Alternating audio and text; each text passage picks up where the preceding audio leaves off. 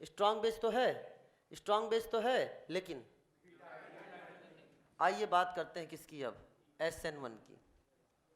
SN1 पहली बात 1 degree RX, SN1 के रास्ते जाने के लिए तैयार नहीं है, कहता है बनने वाला कैटायन ज्यादा स्टेबल नहीं होगा। फिर भी अगर सोचेगा, निगाहें उठाएगा, तो ये स्ट्रांग बेस उसको कहेगा चल बैठ बैठ, स्ट्रांग बेस है। हाँ समझ आएगी नहीं बेटा? यानी 1 डिग्री कार्बोकैटायन ज्यादा स्टेबल भी नहीं होता और वहां पे क्या है, स्ट्रांग बेस। अरे बोलो SN1 भी क्या हो गया, फेल। अब एक तरफा राज किसका बचा? हेलो स्टूडेंट्स, कैसे हैं आप लोग? स्टडी चल रही है? चलो, तो हम लोग एलिमिनेशन पढ़ रहे थे। क्या पढ़ रहे थे? एलिमिनेशन पढ़ रहे थे। तो एलिमिनेशन में हम लोगों ने इवन एलिमिनेशन की बात करी थी, जो कि इवन एलिमिनेशन चल रहा था। तो इवन एलिमिनेशन से अगर हम बात करें तो वहां पर हम लोगों ने रेट फॉर डिहाइड्रेशन वाले क्वेश्चंस कर लिए थे। अरे है ना, उससे रिलेटेड कुछ क्वेश्चंस भी किए थे। तो आज हम लोग एक नया टॉपिक स्टार्ट करने जा रहे हैं, दैट इज एलिमिनेशन में स्टीरियोकेमिस्ट्री ऑफ एलिमिनेशन। हेडिंग डालिए,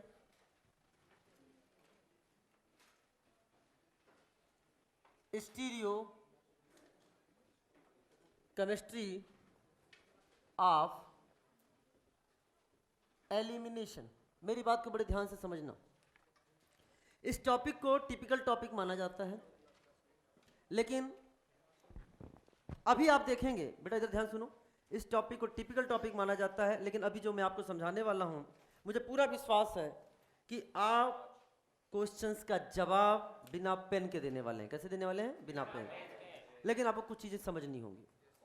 इसको समझाने के कई तरह के मेथड्स होते हैं, हो सकता है आप लोग भी जानते हो, लेकिन उन सभी मेथड्स में हमको नहीं जानना है। हमें कुछ एक ऐसे की पॉइंट, एक ऐसा ट्रिक मेथड मैं आपके सामने लेके आऊंगा जिससे क्वेश्चन का जवाब अपने आप हो जाएगा। ओके, तो क्या है स्टीरियोकेमिस्ट्री ऑफ एलिमिनेशन? मेरी बात ध्यान सुनना। और हमने जो अभी तक पढ़ी है, जो हमारे सिलेबस की बात करी है, वहां एलिमिनेशन कैसा एलिमिनेशन होता है? Anti elimination. कैसा होता है बेटा? कैसा होता है? Anti elimination. अरे है ना, तो आइए इस पर अब हम लोग चर्चा करते हैं। मेरी बात बड़े ध्यान समझिए। जैसे फॉर एग्जांपल, पहले आपको पहचानना होगा कि क्वेश्चंस क्या कह रहा है। जैसे मैंने लिखा CH3 H Br H और Br, और इसकी रिएक्शन करा दी हमने, जिंक के साथ हीट ले ली, या सिल्वर के साथ हीट ले लिया, या NaI एसीटोन के साथ हमने हीट ले लिया। अब सबसे पहले आपको पता होना चाहिए कि जिंक, सिल्वर या NaI एसीटोन विथ हीट काम क्या करता है? एलिमिनेशन। लेकिन कौन सा? डीहेलोजिनेशन। क्या करेगा? डीहेलोजिनेशन का मतलब X2 को निकालना। मतलब तो यानी यहां Br है कि नहीं बेटा? बोलो। तो यानी क्या निकाल देगा? Br2 निकाले। क्या निकालेगा? Br2। अब की पॉइंट समझना, जो मैं आपको ट्रिक बताने जा रहा हूं। फिशर प्रोजेक्शन में मैंने आपको पहले ही समझाया था कि ये लाइन किसको रिप्रेजेंट करती है? वर्टिकल लाइन को, और ये किसको करती है? हॉरिजॉन्टल लाइन को। बोलो है ना। हॉरिजॉन्टल लाइन टूवर्ड्स क्या होते हैं? ऑब्जर्वर। वर्टिकल क्या होते हैं? Away from observer. बताया था ना, this is the towards observer and vertical is away from observer. इसकी चर्चा हम कर चुके हैं। कब? आइसोमेरिज्म में। आज जो हमारा की पॉइंट लगेगा, उसमें जो ट्रिक लगेगा वो तब लगेगा जब हमारे एलिमिनेटिंग ग्रुप हॉरिजॉन्टल लाइन पर हो। किस पे बेटा? एलिमिनेट। ये क्या है? ये horizontal line. Eliminating group horizontal line पर होना चाहिए। क्या जो निकलना है वो हॉरिजॉन्टल लाइन पर है? वो हॉरिजॉन्टल लाइन पर। अब वो दोनों सेम साइड भी हो सकते हैं और दोनों अपोजिट साइड में हो सकते हैं। हमें उससे कोई फर्क पड़ने वाला नहीं है, क्योंकि हमारे की पॉइंट में आंसर अपने आप आ जाएगा। तो वैसे देखा जाए तो एलिमिनेशन कैसा होता है? Anti elimination. आपसे रीजन पूछा जाए तो क्या है? आप रीजन से बता दोगे क्या है? Anti elimination. लेकिन हमारे यहाँ पे चाहे दोनों सेम साइड में हो, चाहे दोनों अपोजिट साइड में हो, हमारा ट्रिक दोनों पे एप्लीकेबल हो जाएगा। एलिमिनेशन तो होगा, रूल से तो एंटी एलिमिनेशन होगा, लेकिन हमारा आंसर जो है वो ट्रिक से कैसे आएगा, इसको ध्यान से समझना। अगर एलिमिनेटिंग ग्रुप हॉरिजॉन्टल लाइन पर, ये जो फिशर प्रोजेक्शन नजर आ रहा है, ध्यान सुना, एलिमिनेटिंग ग्रुप हॉरिजॉन्टल लाइन पर अगर अपोजिट साइड में हो, कैसे हो?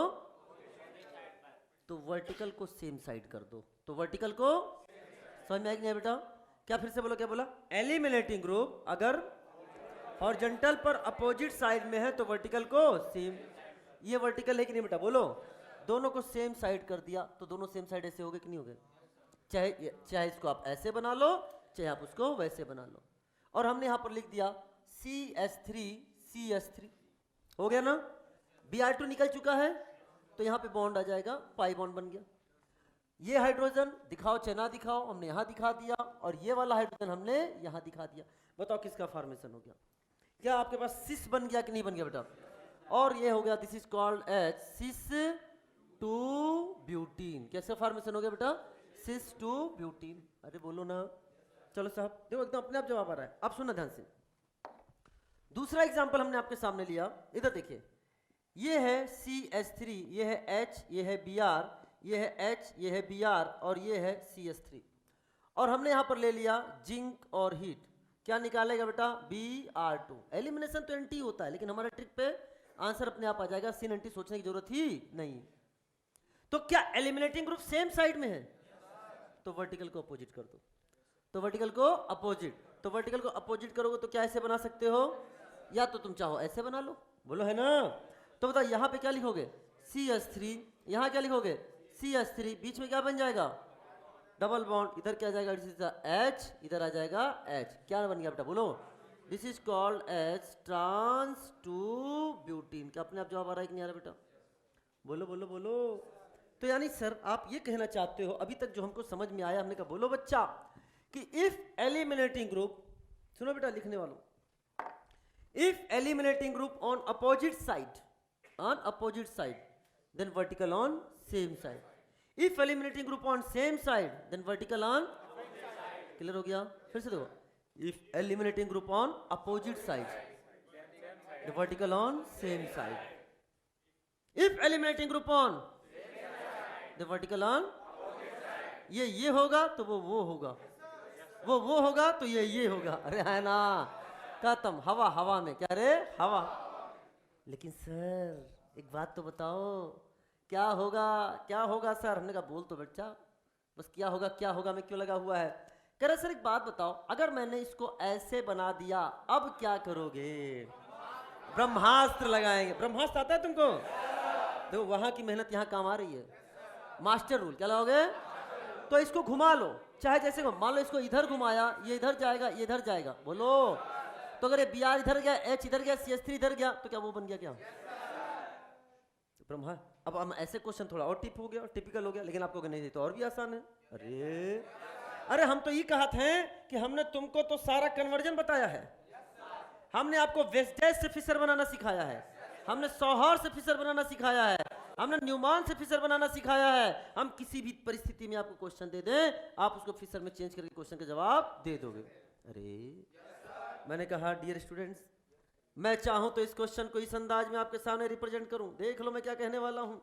जगह छोड़ा था तो तुमको समझ में आ गया होगा।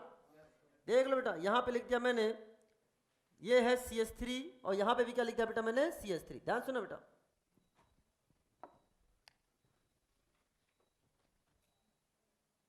ये है CH3 और यहां पर भी क्या है? CH3।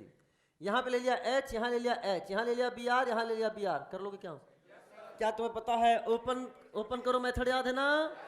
ऐसा था, बोलो बोलो, ये बना दिया। तो क्या यही बन जाएगा कि नहीं बन जाएगा? क्या ये सब हम आपको सिखा चुके हैं? हाँ, ये सब हम आपको सिखा चुके हैं। ये ऐसे देंगे तो सीधे आपको ये मिलेगा। बोलो लो, हमने लैंग्वेज बनाकर दे दी, हमने लैंग्वेज बनाकर दे दी। अच्छा मेरे क्वेश्चन का जवाब दो, ये और ये दोनों में मीजो कौन सा है? ऊपर वाला कि नीचे वाला? नीचे वाला मीजो है। नीचे वाला मीजो कैसे पता चला? कायरल सेंटर है, more than one chiral centre with symmetry. अरे ना, चलो विथ एलिमेंट ऑफ सिमेट्री। वापस सुन ध्यान से, यानी ये मीजो है तो ये क्या हो गया? Optically active. अगर नीचे वाला मीजो है तो ऊपर वाला क्या है? Optically active. तो क्वेश्चन अब कुछ ऐसे देगा। अच्छा, ऊपर ऑप्टिकली एक्टिव होगा तो स्मॉल डी होगा या स्मॉल एल होगा? इन दोनों में से कोई भी हो सकता है, कोई भी हो सकता है। बेहतरीन जवाब दे रहे हो, स्मॉल डी या स्मॉल एल कोई भी हो सकता है। तो क्वेश्चन हम ऐसे भी तो पूछ सकते हैं, D2,3 डाइब्रोमोब्यूटेन। क्या बोला बेटा? D2,3 dibromobutane. मैंने ऐसे लिख कर दिया, मैंने ऐसे लिख कर दिया, बच्चा कंफ्यूज। अरे क्यों कंफ्यूज रे? डी का मतलब, स्मॉल डी का मतलब क्या हो गया? Optically active. और 2,3 डाइब्रोमोब्यूटेन ऑप्टिकली एक्टिव तभी हो पाएगा जब दोनों Br सेम साइड के अपोजिट साइड। तो अपने आप यही बनाओगे ना, या फिर स्मॉल एल लिख कर भी दे सकते हैं। तो आंसर तो क्या सेम बोलेगा, 2,3 डाइब्रोमोब्यूटेन की रिएक्शन जब जिंक हीट के साथ कराई जाती है तो बनने वाला प्रोडक्ट सिस 2 ब्यूटीन। लो लैंग्वेज में लिख कर दे दिया उसने। तो क्या हम यहां ये नहीं लिख सकते हैं, मीजो, बोलो मीजो 2,3 डाइब्रोमोब्यूटेन। अरे बोलो, ये हो गया आपका मीजो 2,3 डाइब्रोमोब्यूटेन। क्या मेरी इतनी बात क्लियर होगी आप सभी स्टूडेंट्स को? अरे बोल दीजिए ना, अरे कह दीजिए ना, समझ लीजिए ना। तो हम आपके सामने 2 क्वेश्चन फेंक के मारे, क्या उसका जवाब दे दोगे? चलो बेटा ध्यान सुनो, ध्यान सुनो। मेरा क्वेश्चन, तेरा आंसर। बताओ बेटा, मैंने यहां लिख दिया ये है CH3, ये है CH3, ये है H, ये है PH, ये है H, ये है Br, और हम ले लिया एल्कोहलिक KOH और हीट। और एक दूसरा क्वेश्चन लिया मैंने आपके सामने, ये है CH3, ये है CH3, ये है H, ये है Br, ये है H और ये है PH, और यहाँ ले लिया मैंने एल्कोहलिक KOH और हीट। जवाब नहीं तैयार हो? अच्छा, एल्कोहलिक क्यों अच्छा कम क्या करना? Dehydro halogenation. क्या काम है? डिहाइड्रो हेलोजिनेशन, मतलब HX को निकालना। क्या निकालना? तो यानी HBr निकलेगा कि नहीं निकलेगा बेटा? HBr, beta elimination. अच्छा बताओ, यहां से Br गया, अपोजिट है कि सेम है? तो वर्टिकल, तो वर्टिकल आंसर सी से ट्रांस। ये देखो, जिसे लोग सबसे टफ बोलते थे, आपने बिना पेन के जवाब दिया कि नहीं दिया? मैंने बोला था ना बिना पेन के आप इस क्वेश्चन का जवाब दोगे। ये अपोजिट है तो वर्टिकल को सेम डायरेक्शन में कर दो। ये कर दिया। ये है CH3, ये है CH3। अरे बोलो, यहाँ पे क्या बच गया? PH, इसको लगा दो। यहाँ क्या बच गया? H, इसको लगा दो। कौन सा फॉर्म बन गया? सिस। क्या इस क्वेश्चन जवाब में तैयार हो? क्या HBr निकालना है? हाँ। एलिमिनेटिंग ग्रुप कैसे हैं? वर्टिकल क्या होगा? आंसर सी से ट्रांस। ट्रांस, तुरंत जवाब आ गया। आंसर क्या हो गया? ट्रांस। तो आपने यहाँ लगा दिया CH3, यहाँ लगा दिया CH3, ये बना दिया, और आपने यहाँ पे क्या लगाया बताओ? PH, और यहाँ क्या लगा दिया बेटा? H। अरे बोलो, ये आपने क्या बना दिया? This is the trans. आसान की बहुत आसान? बहुत आसान। ये 2 कौड़ी क्वेश्चन था। पहला लिख लो ये वाला।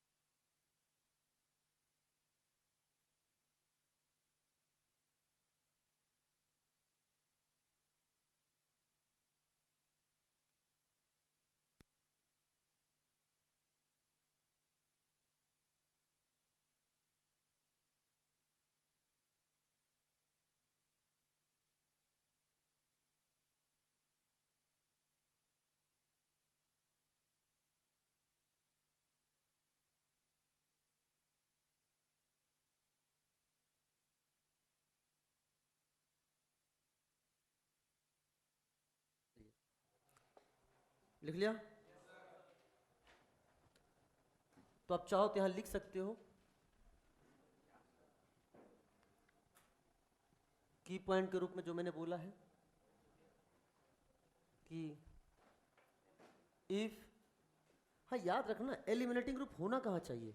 Horizontal line. नहीं है तो लेकर आओ। हाँ, if eliminating group on horizontal line, if eliminating group on horizontal line, ठीक है बेटा, on same side, on same side, then vertical group on, बोल तो दिया करो बेटा, opposite side। फिर B, if eliminating group on horizontal line on opposite side, then vertical group on same side। क्या जाएगा बेटा? on same side। is it clear? yes, clear।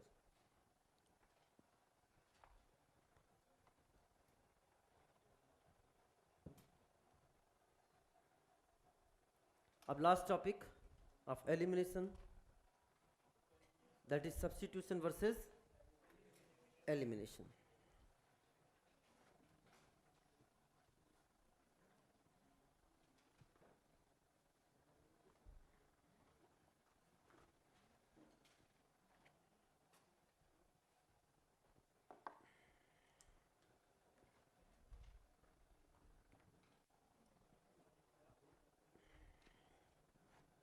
तो हेडिंग डालिए बेटा, सब्स्टिट्यूशन वर्सेस एलिमिनेशन। यानी अब आपको क्वेश्चन देंगे हम और उसमें आपको ये आइडेंटिफाई करना होगा कि सब्स्टिट्यूशन होगा या एलिमिनेशन होगा। सब्स्टिट्यूशन में भी ध्यान सुनो, सब्स्टिट्यूशन मतलब that is SN2 SN1, elimination E2 and E1। ये चारों भाइयों में क्या होता रहता है, कंपटीशन होता रहता है। और वे क्या है, जैसे इन्वायरमेंटल कंडीशंस होती हैं, जिसको जैसा लगता है उस हिसाब से कोई इनमें से एक क्या होता है बेटा, मेजर के रूप में आगे निकल जाता है। तो वो क्या कंडीशंस होंगी, क्या क्राइटेरियाज होंगे, क्या रिएक्शंस कंडीशंस होंगे कि हमें SN2 को मेजर बनाना है या SN1 को बनाना है या E2 को बनाना है या E1 को बनाना है। तो इसकी चर्चा हम लोग करेंगे, ठीक है बेटा। तो सबसे पहले लिखें सब्स्टिट्यूशन वर्सेस एलिमिनेशन में, लिखो reactivity for alkyl halide, reactivity for alkyl halide. अगर एल्काइल हैलाइड की बात करते हैं तो आप लोग पहले मुझे लिखवाइए, बताओ बेटा SN2 अगर मैं बात करूं तो सबसे ज्यादा 1 डिग्री, 2 डिग्री या 3 डिग्री RX, बताओ जवाब दोगे? सबसे ज्यादा 1 डिग्री RX, बेहतरीन जवाब है। फिर 2 डिग्री RX, फिर 3 डिग्री RX। ऐसा क्यों किया आपने? क्योंकि पिक्चर में कौन आता है, स्टेरिक हिंड्रेंस। 1 डिग्री RX में स्टेरिक हिंड्रेंस सबसे कम होगा। Is it clear? चलो साहब, इसके आगे आ जाएगा CH3X। अरे बोलो, बाकी और चीजें तो हमने आपको बताई है। बात करते हैं अब SN1 की। SN1 में क्या होगा बेटा, सबसे आगे 3 डिग्री RX, फिर क्या होगा 2 डिग्री RX, फिर क्या होगा 1 डिग्री RX। कैसे देख लिया आपने? कार्बोकैटायन की स्टेबिलिटी से। बेहतरीन जवाब दे रहे हो। इसके बाद आता है E2। E2 में सबसे ज्यादा 3 डिग्री RX, सबसे ज्यादा कौन होगा? क्यों 3 डिग्री RX होगा? क्योंकि बनने वाला प्रोडक्ट ज्यादा स्टेबल, स्टेबिलिटी ऑफ एल्कीन। अरे बोलो, तो क्या होगा सबसे आगे, किस होगा E2 में, बोलो 3 डिग्री RX। उसके बाद क्या होगा बेटा 2 डिग्री RX, और उसके बाद क्या होगा 1 डिग्री RX। अरे बोलो ना, स्टेबिलिटी ऑफ प्रोडक्ट से। और अगर हम E1 की बात करें तो बताओ सेम आएगा कि नहीं आएगा? 3 degree RX, then 2 degree RX, then 1 degree RX। क्यों रे? कार्बोकैटायन की स्टेबिलिटी, और वैसा देखा जाए तो स्टेबिलिटी ऑफ प्रोडक्ट। बोलो, तो यानी कहने का मतलब ये तीनों एक जैसे चल रहे हैं और ये अलग चल रहा है। SN2 अलग चल रहा है, बाकी तीनों एक जैसे चल रहे हैं। बात क्लियर हो गई? चलो अब अगर हम बात करें, ये तो मैंने तब बात कर ली जब हैलोजन सेम है। हैलोजन सेम है, एल्काइल ग्रुप में हमने क्या लेके आए थे, चेंजेस लेके आए थे, बोलो है ना। अब आपके सामने हम एल्काइल ग्रुप को सेम रखेंगे और चेंजेस किस में लेके आएंगे, हैलोजन में। अरे बोलो ना, तो लिखते हैं यहां पे, हाँ, reactivity for RX, reactivity for RX if R is same. R को क्या कर दिया मैंने, सेम कर दिया। R को क्या कर दिया, सेम। तो बताओ बेटा क्या होगा, इफ R इज सेम तो क्या होगा बेटा, RI, फिर क्या है RBr, फिर क्या है RCl, फिर क्या है RF। बोलो, तो बताओ क्या होगा, सबसे आया RI, then RBr, then RCl, then RF। क्यों रे? I क्या है, क्या ये गुड लिविंग ग्रुप है? ये गुड लिविंग ग्रुप है। और F कैसा है, पुअर लिविंग ग्रुप। अरे बोलो, अब चाहे वो SN2 हो, चाहे SN1 हो, चाहे E2 हो, चाहे E1 हो, क्या सभी में लिविंग ग्रुप की टेंडेंसी आती है कि नहीं आती है? तो ये अप्लीकेबल फॉर सभी के लिए है। किसके लिए बेटा बताओ, चाहे वो SN2 हो, चाहे वो SN1 हो, चाहे वो E2 हो, और चाहे वो E1 हो। बात क्लियर हो गई कि नहीं होगी बेटा? अरे है ना, बना लीजिए।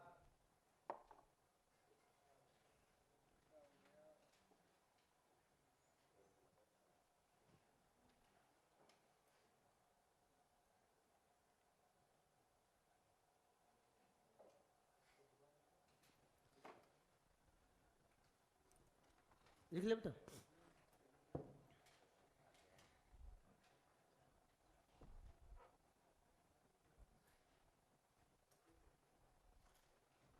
क्या हुआ?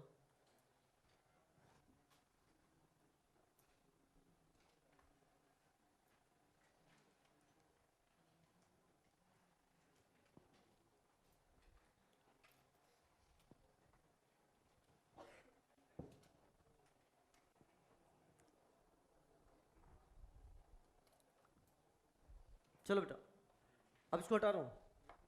हाँ, अब आपको एक चार्ट बनाना है। क्या बनाना है? चार्ट नहीं बेटा, चार्ट।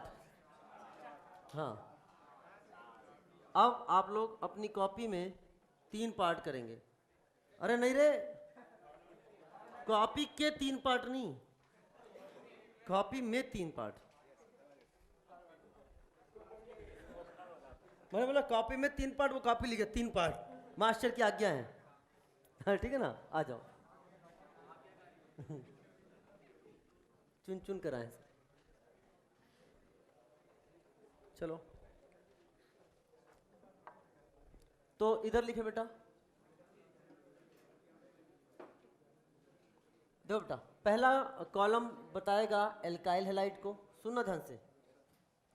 दूसरा कॉलम हम लिखेंगे SN2 होगा या E2 होगा, SN2 होगा या E2 होगा। और तीसरा कॉलम लेके आएंगे हम, दैट इज SN1 होगा या E1 होगा। बहुत हेल्प करेगा बेटा ये चार्ट, बहुत हेल्प करेगा। अब हमने यहां पर सबसे पहले ले लिया 1 degree alkyl halide, 1 degree alkyl halide ले लिया, यानी 1 डिग्री RX ले लिया। मेरी बात ध्यान सुनना, अगर मैं बात करूं 1 डिग्री RX में, तो बेटा ये आपका मेनली किस रिएक्शन के थ्रू जाता है? मेनली SN2 से जाएगा। 1 डिग्री RX होगा तो जाएगा मेनली SN2। लेकिन मेरी बात ध्यान सुनना, when sterically hindered alkyl halide और स्टेरिकली हिंडर्ड बेस, एग्जाम्पल बताओ, very tertiary butoxide etcetera. Even sterically hindered alkyl halide और स्टेरिकली हिंडर्ड बेस होगा तो ये किस मैकेनिज्म से जाने लग जाएगा बेटा? बोलो, ये E2 से जाने लग जाएगा। किस जाने लग जाएगा बेटा? E2 से, मेनली SN2।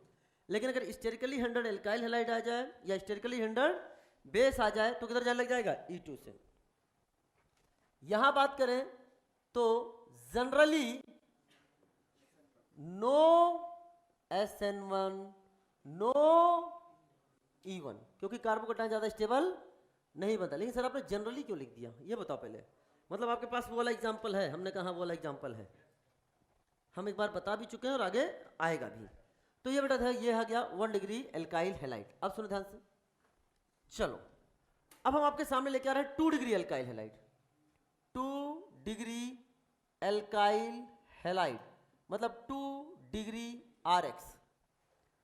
तो ये आपके सामने बोथ SN2 एंड E2, ये दोनों देगा बेटा, सुन लो बेटा ध्यान से पहले, ये बोथ SN2 एंड E2। और यहां पर भी बोले तो बोला क्या है? Both SN1 and E1, both SN1 and E1। इधर SN2 E2 भी देगा, उधर SN1 E1 भी देगा। लेकिन कंडीशंस बताओ। अगर आपके सामने, मेरी बात ध्यान सुनना, अगर आपके सामने, वेरी गुड, क्या बोले? स्ट्रॉन्ग बेस आ जाए, स्ट्रॉन्ग बेस, जैसे फॉर एग्जांपल मैंने लिख दिया OR माइनस या NH2 माइनस या R माइनस, ये आपकी स्ट्रॉन्ग बेस आ जाए। या फिर आपके सामने आ जाए क्या? बल्कि बेस। फॉर एग्जांपल कैसे मैं बना दे रहा हूं, ये क्या है? टर्सरी ब्यूटॉक्साइड, ये आ जाए। या फिर आ जाए क्या? High temperature. अगर ये आ जाए तो ये रिएक्शन किधर जाने लग जाएगा बेटा? बोलो, E2 की तरफ जाने लग जाएगा। किधर लगेगा? E2 की तरफ। लेकिन अगर मैंने ले लिया वीक बेस, क्या ले लिया बेटा? Weak base. वीक बेस के एग्जांपल दें, जैसे for example CH3COO minus, acetate ion है। ये आपके सामने क्या है? एसीटेट आयन है। अब सुनो ध्यान से, या फिर यहां पे पोलर एपोटिक सॉल्वेंट भी होता है। जो फेवर्स क्या करते हैं किसको बेटा? ये सब फेवर्स किसको करेंगे? SN2 को। क्या मेरी बात समझ में? और याद रखना, एसीटेट आयन जो होता है वीक बेस क्यों कहा? क्योंकि ये क्या होता है? Resonance stabilise. और ये एलिमिनेशन इतना वीक है कि एलिमिनेशन देता ही नहीं है, यानी इसके द्वारा नो एलिमिनेशन। अगर होगा तो क्या? Only substitution. मेरी बात समझ आएगी नहीं? अब यहां पे बात करें, अगर हमारे पास पोलर प्रोटिक सॉल्वेंट है तो बेटा ध्यान सुनना, ये किधर जाना चाहेगा बोलो, SN1 पोलर प्रोटिक सॉल्वेंट, मतलब H2O आ जाए या ROH आ जाए। अगर हमारे पास पोलर प्रोटिक सॉल्वेंट है और उसके साथ हीट ले लिया तो रिएक्शन का डायरेक्शन चेंज हो जाएगा किस तरफ, E1 की तरफ।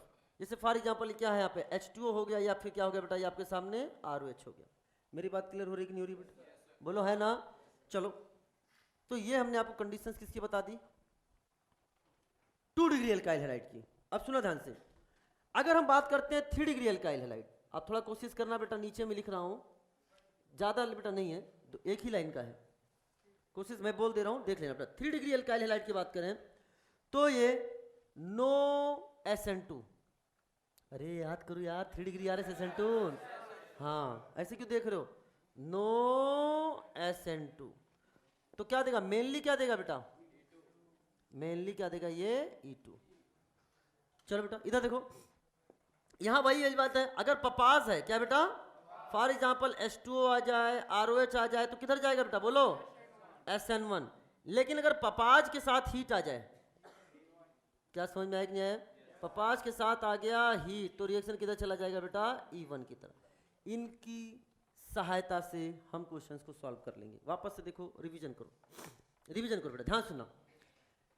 1 डिग्री RX मेनली क्या देगा, मेनली SN2 देगा, लेकिन E2 की तरफ कब जाएगा, जब स्टेरिकली हिंडर्ड एल्काइल हैलाइड या स्टेरिकली हिंडर्ड बेस होगा। SN1 E1 के बारे में जनरली हम बात नहीं करेंगे। 2 डिग्री RX SN2 E2 भी देगा और SN1 E1 भी देगा। E2 कब देगा, स्ट्रॉन्ग बेस हो, बल्कि बेस हो या हाई टेम्परेचर हो, और SN2 कब देगा, जब वीक बेस हो, पोलर प्रोटिक सॉल्वेंट, अरे है ना, वीक बेस। अगर हम बात करते हैं इधर पपास, पपास के साथ SN1, पपास with heat E1। 3 degree RX SN2 नहीं देता, मेनली E2। लेकिन इधर अगर बात करें तो पपास के साथ SN1 और पपास विथ हीट क्या देगा, E1। क्या यहां तक मेरी बात समझ आई, अभी आएगा, यहाँ बहुत सारे एग्जाम्पल लिखने वाले हैं, ठीक है ना। अभी जब सारे एग्जाम्पल्स लिखेंगे फिर आपको समझ में आ जाएगा, ठीक है बेटा, थोड़ा सा वेट करो। तो चलिए बेटा आप इधर लिखिए, अगर नहीं लिखा होगा मैं उधर एग्जाम्पल लिखता हूँ, ठीक है।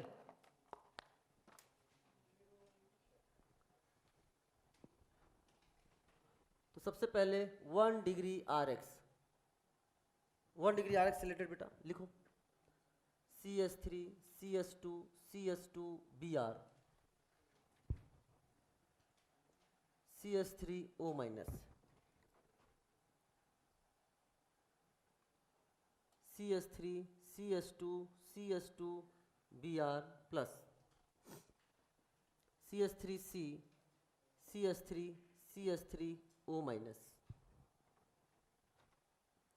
CH3C CH3 CH3O minus plus CH3 Br and CH3 CH CH3 CH2 Br plus CH3O minus.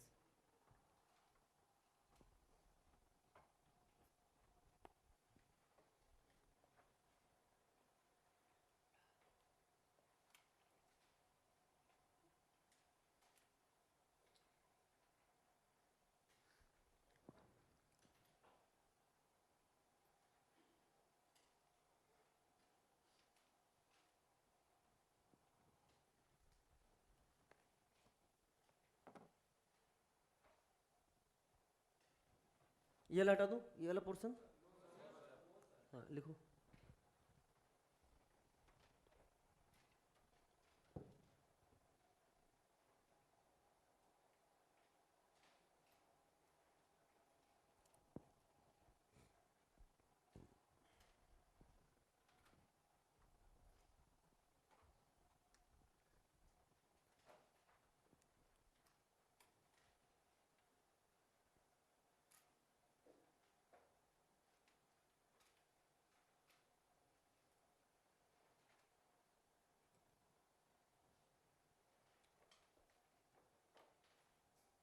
मतलब गजब आदमी हो, ऐसे ऐसे नहीं लिखोगे।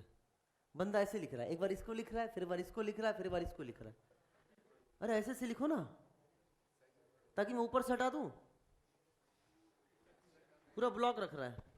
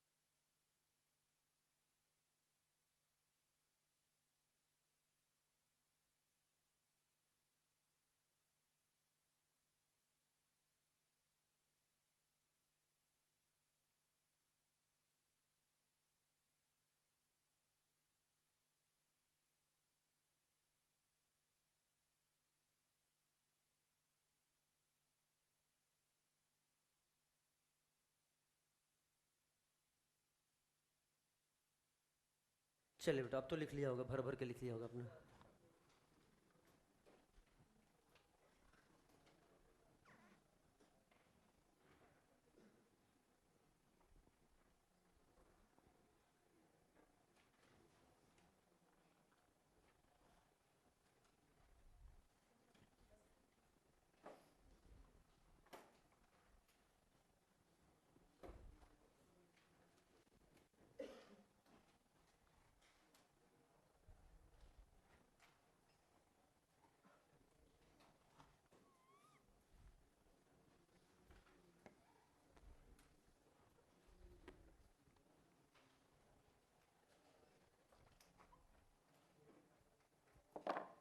चलिए बेटा, क्वेश्चन तो लिख लिया ना आपने। अब लिखो यहाँ 2 डिग्री आर एक्स, एक साथ सब डिस्कस करेंगे बेटा। वो हो गया कैटेगरी 1 डिग्री आर एक्स की। अब लिखे 2 degree R X, CH3 CH CH3 Br,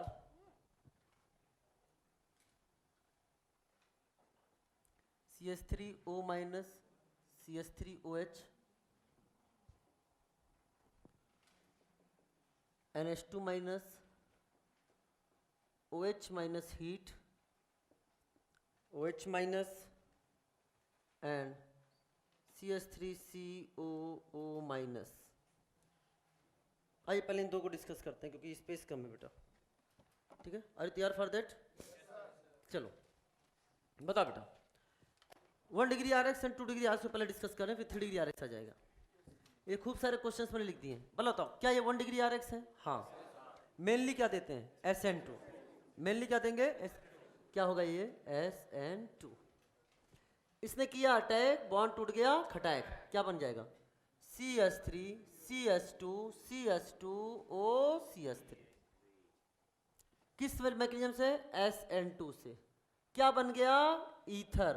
reaction का नाम WES, विलियमसन ईथर सिंथेसिस। याद है कि नहीं आया? बता रखा है। लेकिन थोड़ी बहुत संभावना है, क्योंकि बीटा H भी यहां नजर आ रहा है कि नहीं आ रहा है? अरे बेस तो स्ट्रांग है ना, थोड़ी बहुत संभावना किधर भी जाएगा, बताओ बोलो।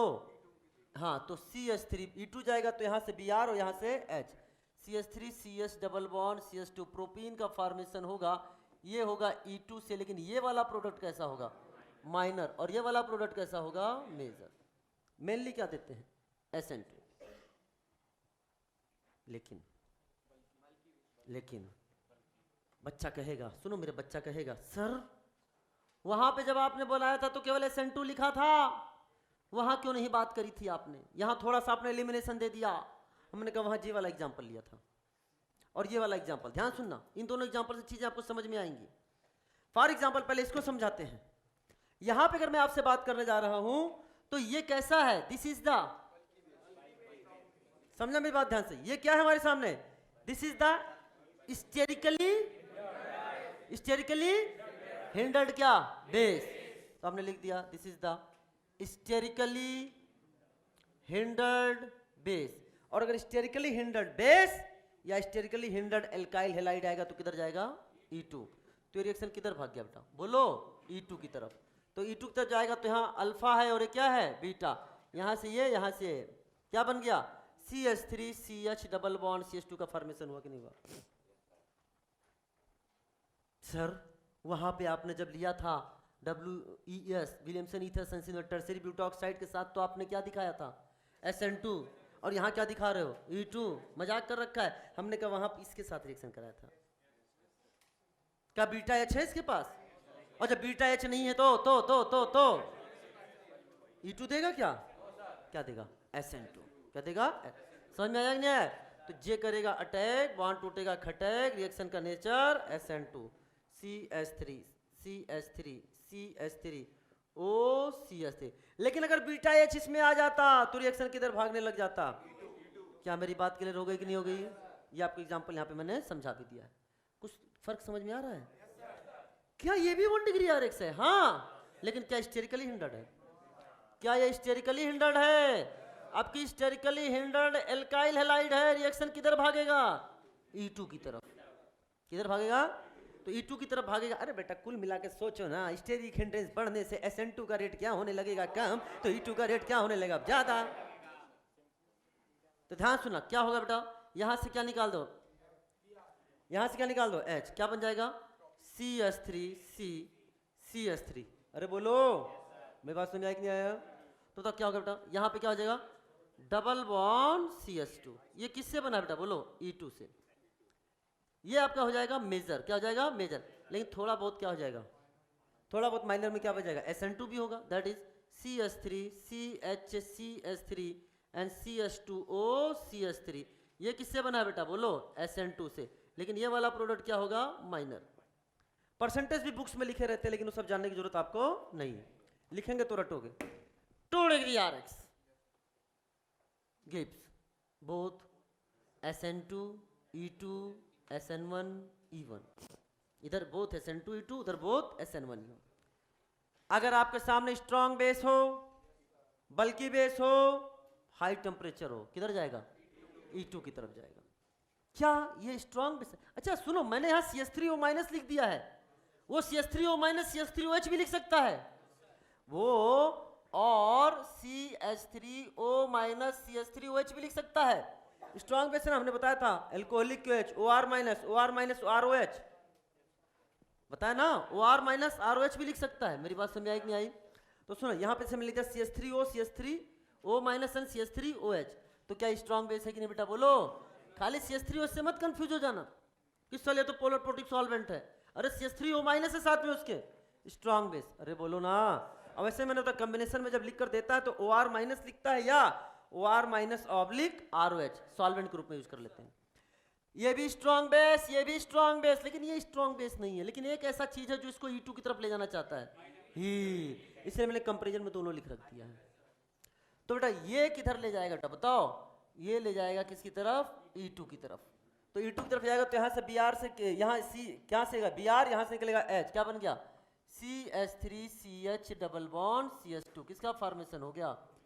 क्या प्रोपीन का फॉर्मेशन हो गया बेटा? बोलो है ना?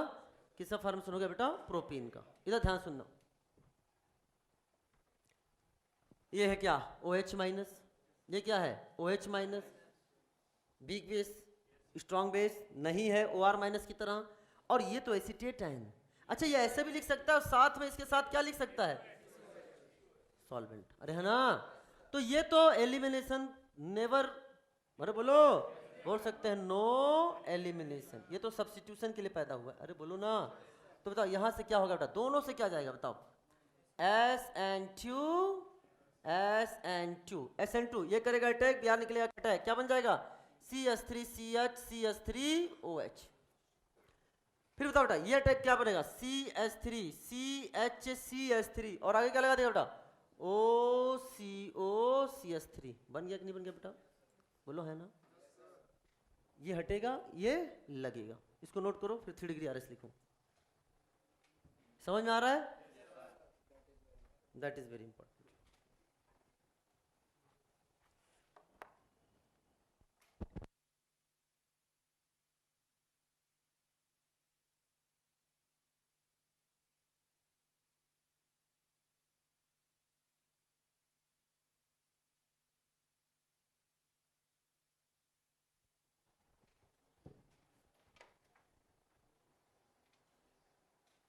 1 डिग्री हरे से हटा लूं?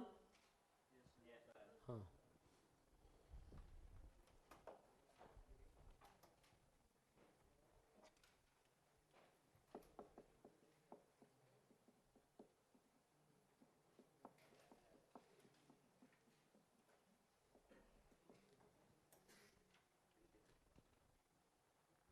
चलो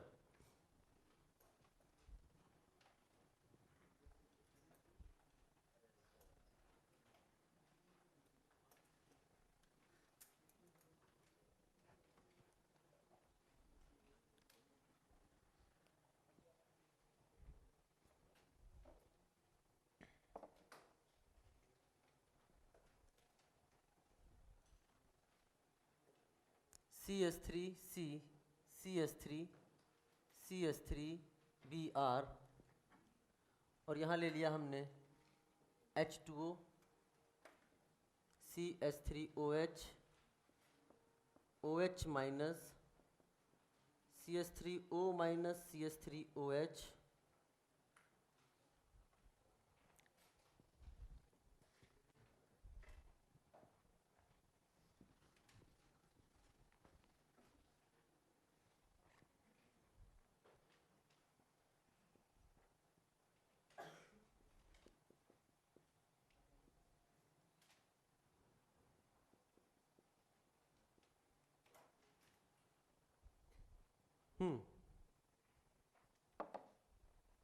बताओ बेटा आपकी कितने डिग्री का आरएक्स है?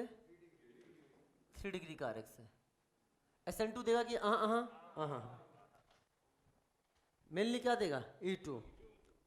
और अगर SN1 E1 की बात करें तो पपाज है तो क्या देगा? SN1। पपाज विथ हीट है तो क्या देगा? E1। बताओ बेटा क्या ये पपाज नजर आ रहा है? क्या ये पपाज है?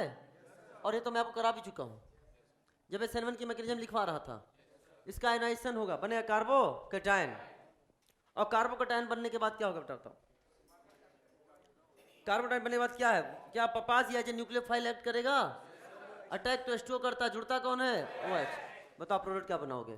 ये मैकेनिज्म चलेगा SN1 CH3C CH3 CH3OH। क्या CH3OH भी पपाज है? हाँ ये भी पपाज है। मैकेनिज्म कौन सा चलेगा? SN1।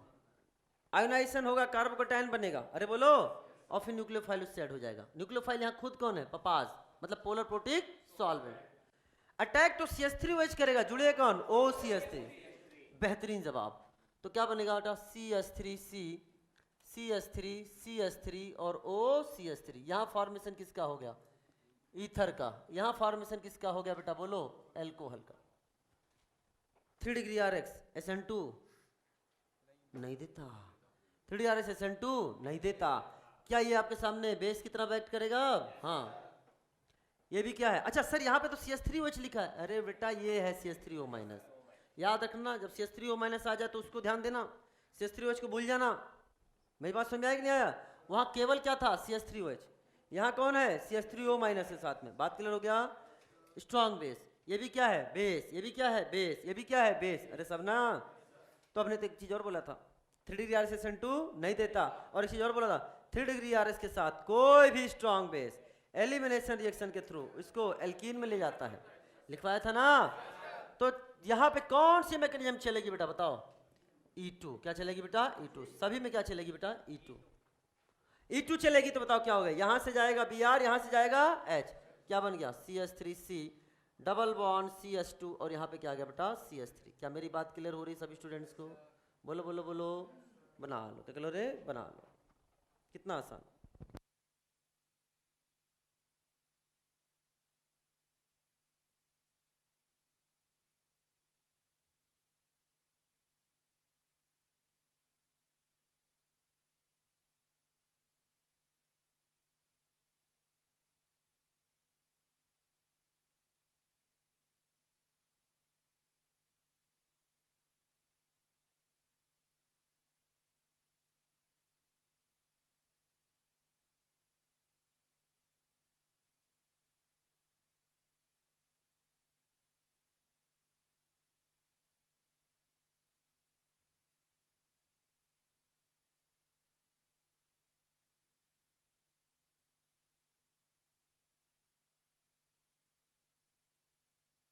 2 डिग्री आर एक्स हटा रहा हूं। चलो अब एक क्वेश्चंस करते हैं।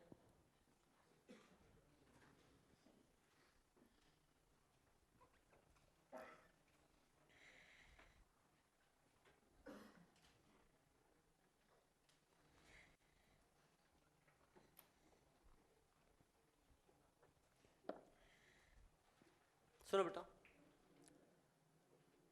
CH3 CH3 CH3 CH2Br और यहां ले लिया मैंने CH3O माइनस CH3OH। क्या होगा मैकेनिज्म, क्या बनेगा प्रोडक्ट, क्या होगा मैकेनिज्म, क्या बनेगा प्रोडक्ट? एक एक को चुन चुन कर सोचेंगे, एक एक को चुन चुन कर सोचेंगे। क्यों मिस्टर प्रीत, आर यू तैयार फॉर दैट? तो बताओ ये कितने डिग्री का आरएक्स है? 1 डिग्री का आरएक्स है। SN2 क्यों रे? हाँ बताया था, क्या नाम क्या है? Neopentyl bromide. और याद करो tertiary butyl halide and neopentyl halide SN2 देता ही, यानी सबसे पहले पता चल गया कि भाई तुम नहीं दे सकते। ऐसे काटना बेटा, एक एक करके चुन चुन कर काटेंगे।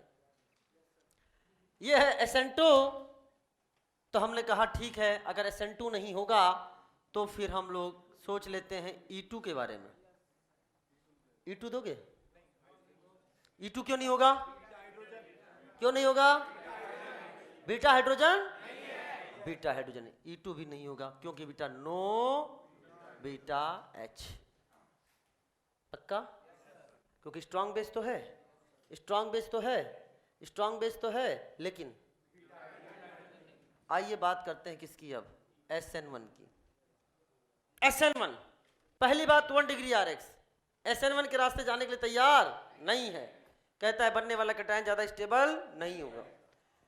फिर भी अगर सोचेगा, निगाहें उठाएगा, तो ये स्ट्रॉन्ग बेस उसको कहेगा चल बैठ बैठ, स्ट्रॉन्ग बेस है। हाँ समझ आएगी नहीं बेटा? यानी 1 डिग्री कार्बोकैटायन ज्यादा स्टेबल भी नहीं होता और वहां पे क्या है? Strong base. अरे बोलो SN1 भी क्या हो गया? फेल। अब एक तरफा राज किसका बचा? मजबूरी का नाम E1, मजबूरी का नाम E1। मेरी बात ध्यान समझना, सब फेल हो गए। अब E1 में क्या है? सर आपने बोला था कि 1 डिग्री आरएक्स जो है वो तो क्या नाम है कैटायन ज्यादा आसानी से बनाएगा नहीं, लेकिन क्या मैं बोल सकता हूं कि स्ट्रॉन्ग बेस फेवर्स क्या करेगा बेटा? बोलो एलिमिनेशन। E2 हो नहीं सकता। क्यों नहीं हो सकता? बीटा H है ही नहीं, तो फिर क्या हो जाएगा? E1। मजबूरी में ही सही, इसलिए मैंने बोला लिखा तो याद करो। 1 डिग्री आरएक्स के साथ लिखा था generally no SN1 no E1। और जनरली नो SN1 का रिएक्शन हम एग्जाम में पहले करा चुके हैं, नियोपेंटाइल अल्कोहल। बोलो, आपने बोल दिया था वहां पे SN1 कैटायन बनाया था कि नहीं बनाया था तुमने? तो यहां बताओ क्या है? E1 कितना चलेगा, तो बताओ क्या होगा? E1 यहां पे पास हो गया, मजबूरी में ही सही, लेकिन पास तो हुआ है। तो एक तरफा क्या है? जब कुछ नहीं तो फिर यही सही। तो बताओ बेटा क्या होगा? यहां से क्या निकल जाएगा बेटा? ये निकला, क्या बन गया बेटा? बोलो CH3C CH3 CH3 और यहां पे क्या आ गया? CH2 पर पॉजिटिव चार्ज। रीअरेंजमेंट हो जाएगा। बताओ कौन सी शिफ्ट? मिथाइड शिफ्ट। ये हो गया मिथाइड शिफ्ट हो गया। शिफ्ट से बाद क्या बनेगा बेटा? बताओ CH3C CH3 यहां चार्ज पॉजिटिव, CH2 और यहां पे क्या आ गया? CH3। अब यहां से क्या निकल जाएगा बेटा? बोलो H प्लस। एलिमिनेशन क्या होगा? H plus. इसे बोल दिया हमने अल्फा, इसे बोल दिया बीटा 1, इसे बोल दिया बीटा 2। मेजर प्रोडक्ट बताना किधर से बनाओगे? बीटा 2 से। ये बीटा 1 बोला है, beta 2, this is the beta 1 beta 2। यहां से निकाल दूं क्या मेजर प्रोडक्ट के लिए? तो मैंने लिखा CH3C CH3 H प्लस निकलेगा, इसके बीच में क्या हो जाएगा? बॉन्ड। इसे बोल दिया बीटा 2, इसे बोल दिया बीटा 1। हम बना रहे हैं मेजर प्रोडक्ट, तो बताओ क्या होगा? डबल बॉन्ड CHCH3 बना कि नहीं बना? बोलो। और यही हमारा क्या बनेगा यहां पर? Major product. क्या बन जाएगा बेटा? Major product. बात क्लियर हो गई कि नहीं हो गई? चलो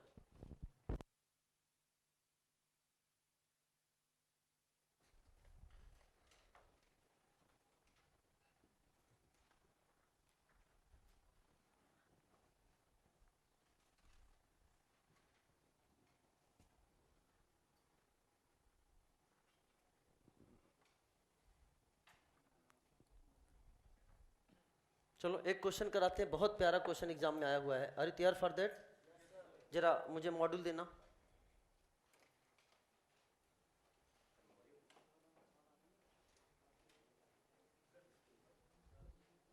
डिस्टेंस ज्यादा है बेटा। Thank you, thank you, thank you for your sweet effort, thank you for your love also, thank you for your care.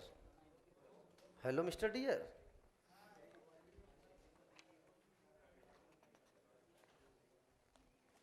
After few days there is a happy new year. चलो आ जाओ। बहुत प्यारा question, बहुत प्यारा question. इधर देखो, ये क्वेश्चन जो है री AIPMT 15 में आया हुआ है। Question number 45 page number 71। तुम क्वेश्चन समझो पहले। क्वेश्चन क्या, मैं पढ़ के सुना रहा हूं। क्वेश्चन कह रहा है, बहुत प्यारा क्वेश्चन था। कह रहा है 2,3-डाइमिथाइल 2-ब्यूटीन 2,3-डाइमिथाइल 2-ब्यूटीन कैन बी प्रिपेयर्ड बाई, इसको बनाना है। Can be prepared by heating which of the following compounds with a strong acid. मतलब 4 ऑप्शन दिए हैं, उन चारों ऑप्शन चारों एल्कीन हैं, और उस एल्कीन से वो एक नया एल्कीन बनाने की बात कर रहा है। इन चारों में से ऐसा कौन सा एल्कीन है जो स्ट्रॉन्ग एसिड और हीट के साथ 2,3-डाइमिथाइल 2-ब्यूटीन बनाएगा। तो इस क्वेश्चन को करने के लिए आपको चारों ऑप्शन से गुजरना पड़ेगा एक एक करके। क्योंकि मुझे इसका आंसर पता है तो मैं डायरेक्ट उसी आंसर से स्टार्ट कर रहा हूं, ठीक है बेटा? हाँ, आप घर पे जाके चारों ट्राई करिएगा। तो जैसे फॉर एग्जांपल नंबर 4 है, इसका ऑप्शन नंबर 4 है, that is CH3C CH3 CH3 and CH double bond CH2। ये एल्कीन है। उसने कहा कि इस पे स्ट्रॉन्ग एसिड का मतलब क्या हो गया, क्या है? H+ और हीट, और बोला है बनाना है 2,3-डाइमिथाइल 2-ब्यूटीन। बेहतरीन प्रश्न का बेहतरीन नजराना। ध्यान सुनो, ये क्या है? Alkene, nucleophile. H+ क्या है? इलेक्ट्रोफाइल। अरे बोलो, क्या रिएक्शन होगा? ऐसा तो हमने पढ़ा है, पहले भी पढ़ा है। Very good. तो क्या होगा? CH3C CH3, यहां क्या आएगा बेटा? CH3, बोलो ना। और यहां क्या आएगा? CH3, यहां चार्ज कौन सा आएगा? पॉजिटिव। अल्फा H कितना है? 3 अल्फा H है। कुछ कुछ होगा? हाँ, क्या होगा बेटा? मिथाइल शिफ्ट हो जाएगा। क्या बना लिया? CH3C CH3, यहां चार्ज कौन सा? पॉजिटिव। CH, यहां क्या आएगा? CH3, यहां क्या आ गया बेटा? CH3। अब हीट ले रखा है उसने। अरे बोलो, अब जो कार्बोकैटायन है, कार्बोकैटायन जैसे बनता है, तो कार्बोकैटायन कौन कौन सी प्रॉपर्टी शो कर सकता है? ध्यान सुनना। सबसे पहले RMBP। क्या हो गया? RMBP अगर होने वाला है तो हो जाएगा। नंबर 2, चूंकि वो खुद में क्या है? इलेक्ट्रोफाइल, तो वो किससे कंबाइन करना चाहेगा? न्यूक्लियोफाइल से। न्यूक्लियोफाइल मिल गया तो उससे कंबाइन कर जाएगा। अगर न्यूक्लियोफाइल नहीं है तो फिर रास्ता किधर जाने लग जाता है? एलिमिनेशन की ओर। और वैसे भी उस रास्ते की ओर ले जाने के लिए सुगमता प्रदान कौन कर देता है? हीट। और एलिमिनेशन अच्छे से कराता है। तो ये क्या है? अल्फा। इसे बोला β1, इसे बोल दिया β2। हम बात करने जा रहे हैं किसकी? मेजर प्रोडक्ट की। तो कहां से बनाओगे बेटा? बोलो, β2 से। तो बेटा क्या बने? यहां से H+ निकाल दो, H+ निकल जाएगा तो बन गया बेटा CH3C CH3 double bond CH3, और CH3 बना कि नहीं बना? बोलो, ये मेजर प्रोडक्ट बनेगा। क्या 2,3-डाइमिथाइल 2-ब्यूटीन? अरे बोलो ना, 2,3-डाइमिथाइल 2-ब्यूटीन का फॉर्मेशन हो गया। वाह, कितना बेहतरीन प्रश्न है। क्या तुमको ऐसा नहीं लग रहा है कि यहां देखो H+ लगा था, यहां H+ निकल गया, यूज एज ए कैटलिस्ट। इस एल्कीन से क्या ये एल्कीन बन गया है?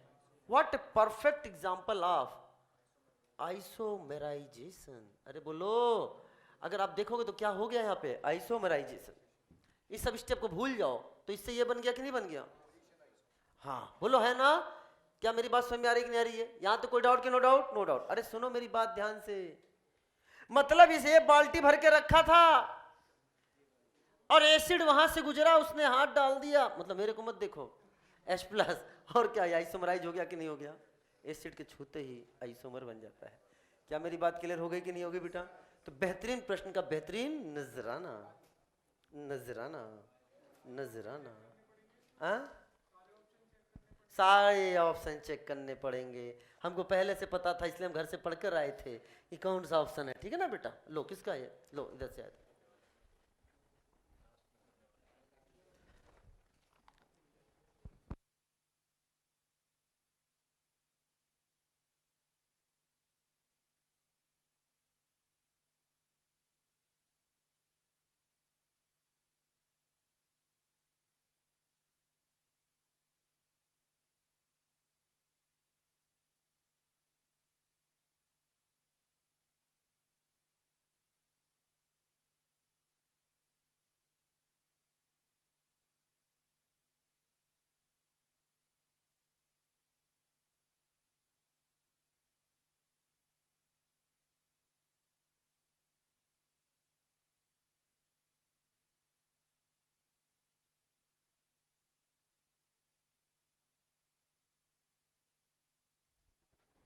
चलिए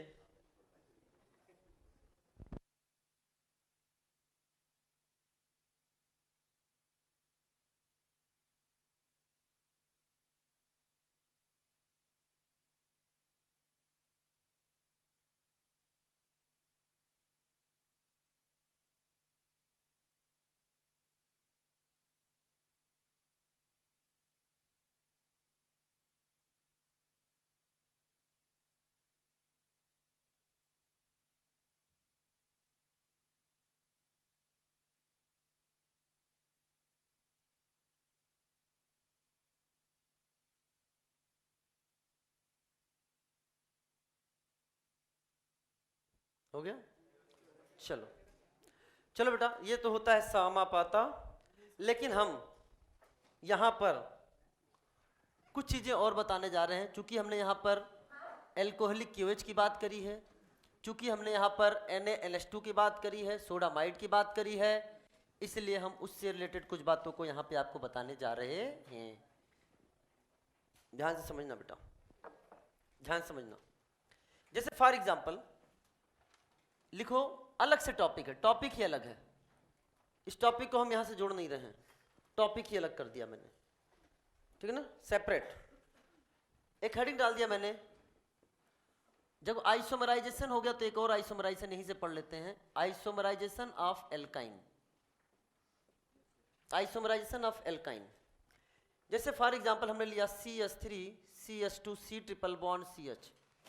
ये हमारे सामने है 1 ब्यूटाइन, 1 ब्यूटाइन। और हम यहां ले रहे हैं बेटा क्या? Alcoholic KOH। क्या प्रोडक्ट बनेगा? And CH3 C triple bond CCH3, ये ले लिया हमने 2 ब्यूटाइन। और यहां ले लिया हमने NaNH2 सोडामाइड। और क्या प्रोडक्ट बनेगा? मेरी बात ध्यान समझना। सोडामाइड के साथ हीट ले भी सकता है और नहीं भी ले सकता है, हीट ले भी सकता है और नहीं भी ले सकता है। मेरी बात ध्यान समझिएगा। यहां जो प्रोडक्ट बनेगा, पहले प्रोडक्ट याद रखो। यहां बनता है CH3 C triple bond CCH3। क्या बन गया? 2 ब्यूटाइन। आइसोमराइजेशन नहीं हो गया? और यहां बन जाता है CH3 CH2 C triple bond CH, that is 1 butyne. खत्म हो गया आइसोमराइजेशन। मतलब याद रखना, 1 ब्यूटाइन को 2 ब्यूटाइन में ले जाना है तो एल्कोहलिक क्यूएच, और 2 ब्यूटाइन को 1 ब्यूटाइन में ले जाना है तो NaNH2। मैकेनिज्म की बात हमें नहीं करनी, नॉट इन अवर सिलेबस। रटना ही काहे को रे? 12-21 क्या होता है? हम ये हूं ना, दिमाग पे जोर काहे को देता है? रिवीजन में ध्यान दे, क्वेश्चन करने में ध्यान दे, ये सब मेरा काम है। मैं यहाँ पे क्यों खड़ा हूं? जो सबके लिए आसान है वो अपने लिए आसान है, जो सबके लिए टफ अपने लिए ज्यादा आसान है। अरे बोलो हाँ, याद आओ तो। की पॉइंट सुनो, की पॉइंट अपन अब एक अपना math, acid mechanism acid effect वाला। तो सुनो, ये है किनारे, पहुंच गया कहां? सेंटर पे। बीच में नहीं, सेंटर पे।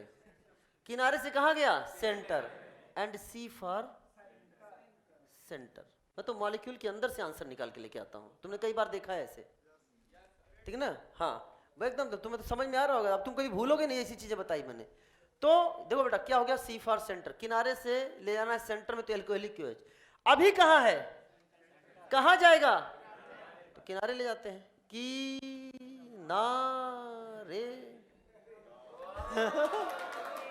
है ना? ये क्या है? एने। ये क्या है? एने। किनारे, नानास्टू, किनारे नानास्टू, अरे है ना? तो नानास्टू कहाँ ले जाता है? किनारे। किनारे नानास्टू। मेरी बात समझ में आया कि नहीं आया? अब याद हो गया कि नहीं याद हो गया? अब तो तुम्हें कभी रटने की जरूरत थी। अच्छा, क्यों ये किनारे ले जाना चाहता है? क्योंकि इसको अपना फायदा है। क्यों रे? क्योंकि ये बेस है, उससे क्या होगा? एसिडिक एच मिलेगा और क्या बन जाएगा? सॉल्ट। क्या मेरी बात समझ में आया कि नहीं आया? बना ले, अब कोई भूलोगे नहीं, क्योंकि किनारे। ना ना ना, नारे नहीं, किनारे।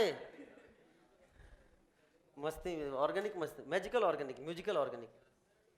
हमने आपको पहले ही बताया था, मैजिकल एंड म्यूजिकल चलता है।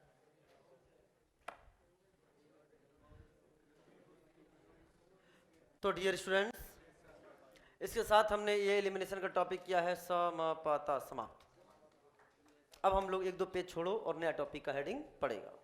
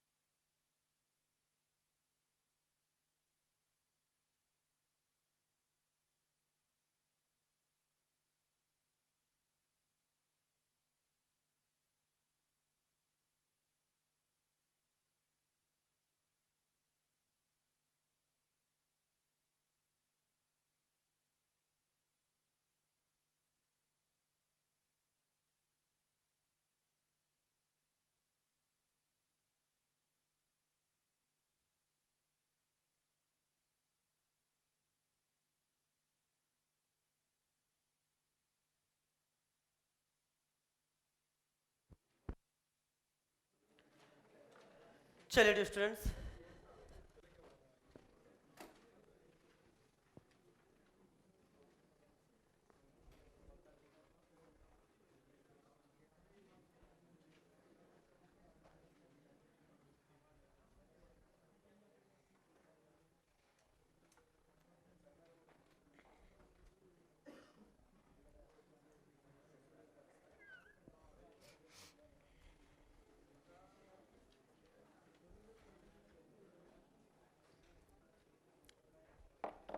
तो अगला हेडिंग डालिए बेटा। नए पेज से एक दो पेज छोड़ने के बाद आराम से बेटा, एनएसआर एलिमिनेशन जैसा बड़ा टॉपिक खत्म हुआ है, तो कुछ अच्छे क्वेश्चंस आएंगे, उसको लिखने के लिए आपको जगह चाहिए ना। तो प्यारे से हेडिंग डालो, इलेक्ट्रोफिलिक सब्स्टिट्यूशन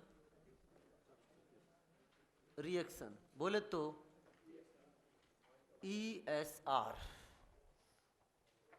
या सब्स्टिट्यूशन इलेक्ट्रोफिलिक इन एरोमेटिक कंपाउंड, बोले तो इसको लिखा जाता है SEAR, SEAR, या कहीं कहीं आपको लिखा मिल सकता है ARSE, सब्स्टिट्यूशन इलेक्ट्रोफिलिक इन एरोमेटिक कंपाउंड, सब्स्टिट्यूशन इलेक्ट्रोफिलिक इन एरोमेटिक कंपाउंड। तो सुनो मेरी बात ध्यान से, अभी तक जो हम लोगों ने पढ़ा एनएसआर, हमने पढ़ा एलिमिनेशन। एनएसआर में हमने आपने देखा, जैसे कि देखा कि हमने पूरी एनसीईआरटी में जहां जहां के एनएसआर हैं वो सारे हमने एक साथ डिस्कस किए, और कुछ डिस्कस किए चैप्टर वाइज मैनर में ही किए। जैसे सबसे पहले हमने एल्काइल हैलाइड देखा, उसके बाद क्या आ गए? एल्कोहल, फिर किस पर आ गए? ईथर, कुछ नाइट्रोजन कंटेनिंग कंपाउंड को भी देखा वहां पे, अरे बोलो, carboxylic acid and it's derivative की बात में चर्चा करी, और फिर जो हमने चर्चा करी थी वो था आपका हेलो एल्केन और हेलो एरिन चैप्टर में जो आपका पार्ट होता है कौन सा? हेलो एरिन, अरे बोलो ना, हेलो एल्केन को भी देख लिया और हेलो एरिन को भी देख लिया। क्या मेरी बात क्लियर हो गया कि नहीं हो गया? तो इन सबका हमने क्या देख लिया बेटा? एनएसआर देख लिया। यहां पर हम लोग जो कंप्लीट करेंगे तो 11th और 12th की एनसीईआरटी को मिलाकर, 11th 12th को एनसीईआरटी को मिलाकर बेटा ध्यान समझना, जितना भी तुम्हारा एरोमेटिक कंपाउंड है, एरोमेटिक कंपाउंड, बेंजीन और इट्स डेरिवेटिव की एक कैरेक्टरिस्टिक्स रिएक्शन होती है। तो बेंजीन और इट्स डेरिवेटिव, जैसे बेंजीन हो गया, टॉलुइन हो गया, अरे बोलो, या क्लोरोबेंजीन हो गया, हेलोबेंजीन का ईएसआर हो गया, या फिर अगर आपके सामने एनिसॉल, ईथर एनिसॉल का ईएसआर हो गया, या बेंजल्डिहाइड का, बेंजोइक एसिड का, नाइट्रोबेंजीन का, एनिलीन का, फिनॉल का, अरे ना, even that benzene diazonium chloride. Benzene diazonium chloride जब हम पढ़ेंगे तो बेंजीन डाइजोनियम क्लोराइड दो प्रकार की रिएक्शन शो करता है, एक एनएसआर, दूसरा ईएसआर। एनएसआर हम पढ़ चुके हैं, लेकिन हमने बेंजीन डाइजोनियम क्लोराइड की चर्चा नहीं करी। क्यों? क्योंकि वो दोनों प्रकार की रिएक्शन शो करता है, एनएसआर भी और ईएसआर भी।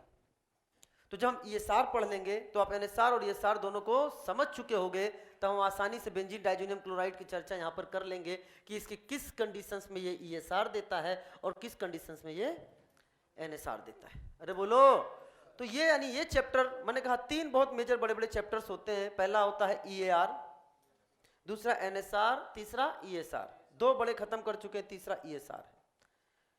इसके अलावा यहीं पर हम लोग खत्म करेंगे फिनॉल के रिएक्शंस, जैसे राइमर-टाइमर रिएक्शन हो गए, कोल्बे-स्मिट रिएक्शन हो गया, अरे ना, इन सब रिएक्शंस की भी चर्चा भी हम लोग यहीं पर कर लेंगे। क्या मेरी बात क्लियर हो रही है कि नहीं हो रही बेटा? तो सबसे पहले यानी एक बड़ा सा पोर्शन हम लोग यहाँ पे भी कंप्लीट करने वाले हैं।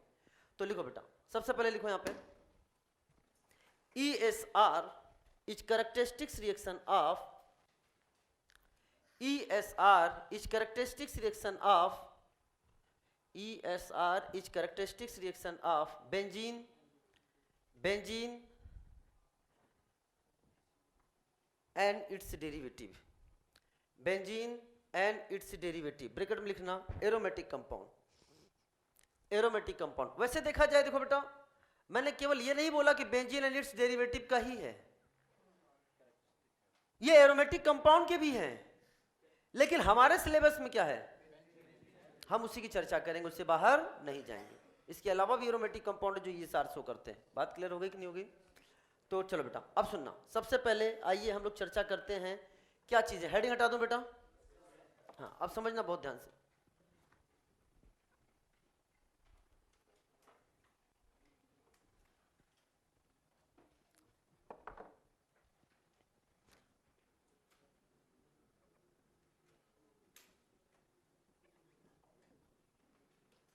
सुनो,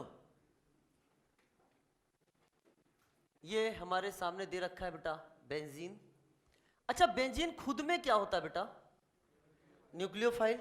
मेरे क्वेश्चन जवाब देना, बेंजीन खुद में क्या होता है? न्यूक्लियोफाइल। तो किससे अटैक करना पसंद करेगा? इलेक्ट्रोफाइल से। तो बेटा इस पर ये आ गया इलेक्ट्रोफाइल। इसके बाद क्या करेगा? ये इलेक्ट्रोफाइल इस H को हटा देगा और उसकी जगह वो खुद आ जाएगा। तो आप देखो, क्या ये भी इलेक्ट्रोफाइल है और ये भी इलेक्ट्रोफाइल। अरे बोलो, एक इलेक्ट्रोफाइल ने दूसरे इलेक्ट्रोफाइल को सब्स्टिट्यूट कर दिया है। अरे बोलो ना, इलेक्ट्रोफिलिक सब्स्टिट्यूट। एक इलेक्ट्रोफाइल ने सब्स्टिट्यूट किया ना, इलेक्ट्रोफिलिक सब्स्टिट्यूशन। प्लस ने प्लस को हटाया, ईएसआर कहलाया। क्या मेरी बात क्लियर हो रही है? खत्म, इतना सही है। यहां ये बेंजीन है, कल टॉलुइन होगा, एनिसॉल होगा, या डिफरेंट तरह के एरोमेटिक कंपाउंड बन के आएंगे। और यहां इलेक्ट्रोफाइल अपना चेहरा बदल बदल कर आएगा। कभी वो कार्बोकैटायन बनकर आएगा, कभी वो एसाइल कार्बोकैटायन या एसाइलियम आयन बनकर आएगा, कभी वो, समझ में आ रहा है, नाइट्रोनियम आयन बन के आएगा, कभी वो SO3 बनकर आएगा, कभी वो क्लोरोनियम या हेलोनियम आयन बनकर आएगा। डिफरेंट रूप लग के आएगा और डिफरेंट तरह के रिएक्शंस बनते चले जाएंगे। उन सब की चर्चा हमको करनी है। तो आइए सबसे पहले हम इसकी चर्चा करते हैं, इसके मैकेनिज्म की। मेरी बात ध्यान समझना, अगर हम मैकेनिज्म की बात करते हैं बेटा, तो इस मैकेनिज्म का जो है स्टेप 1, ध्यान सुनना, स्टेप 1,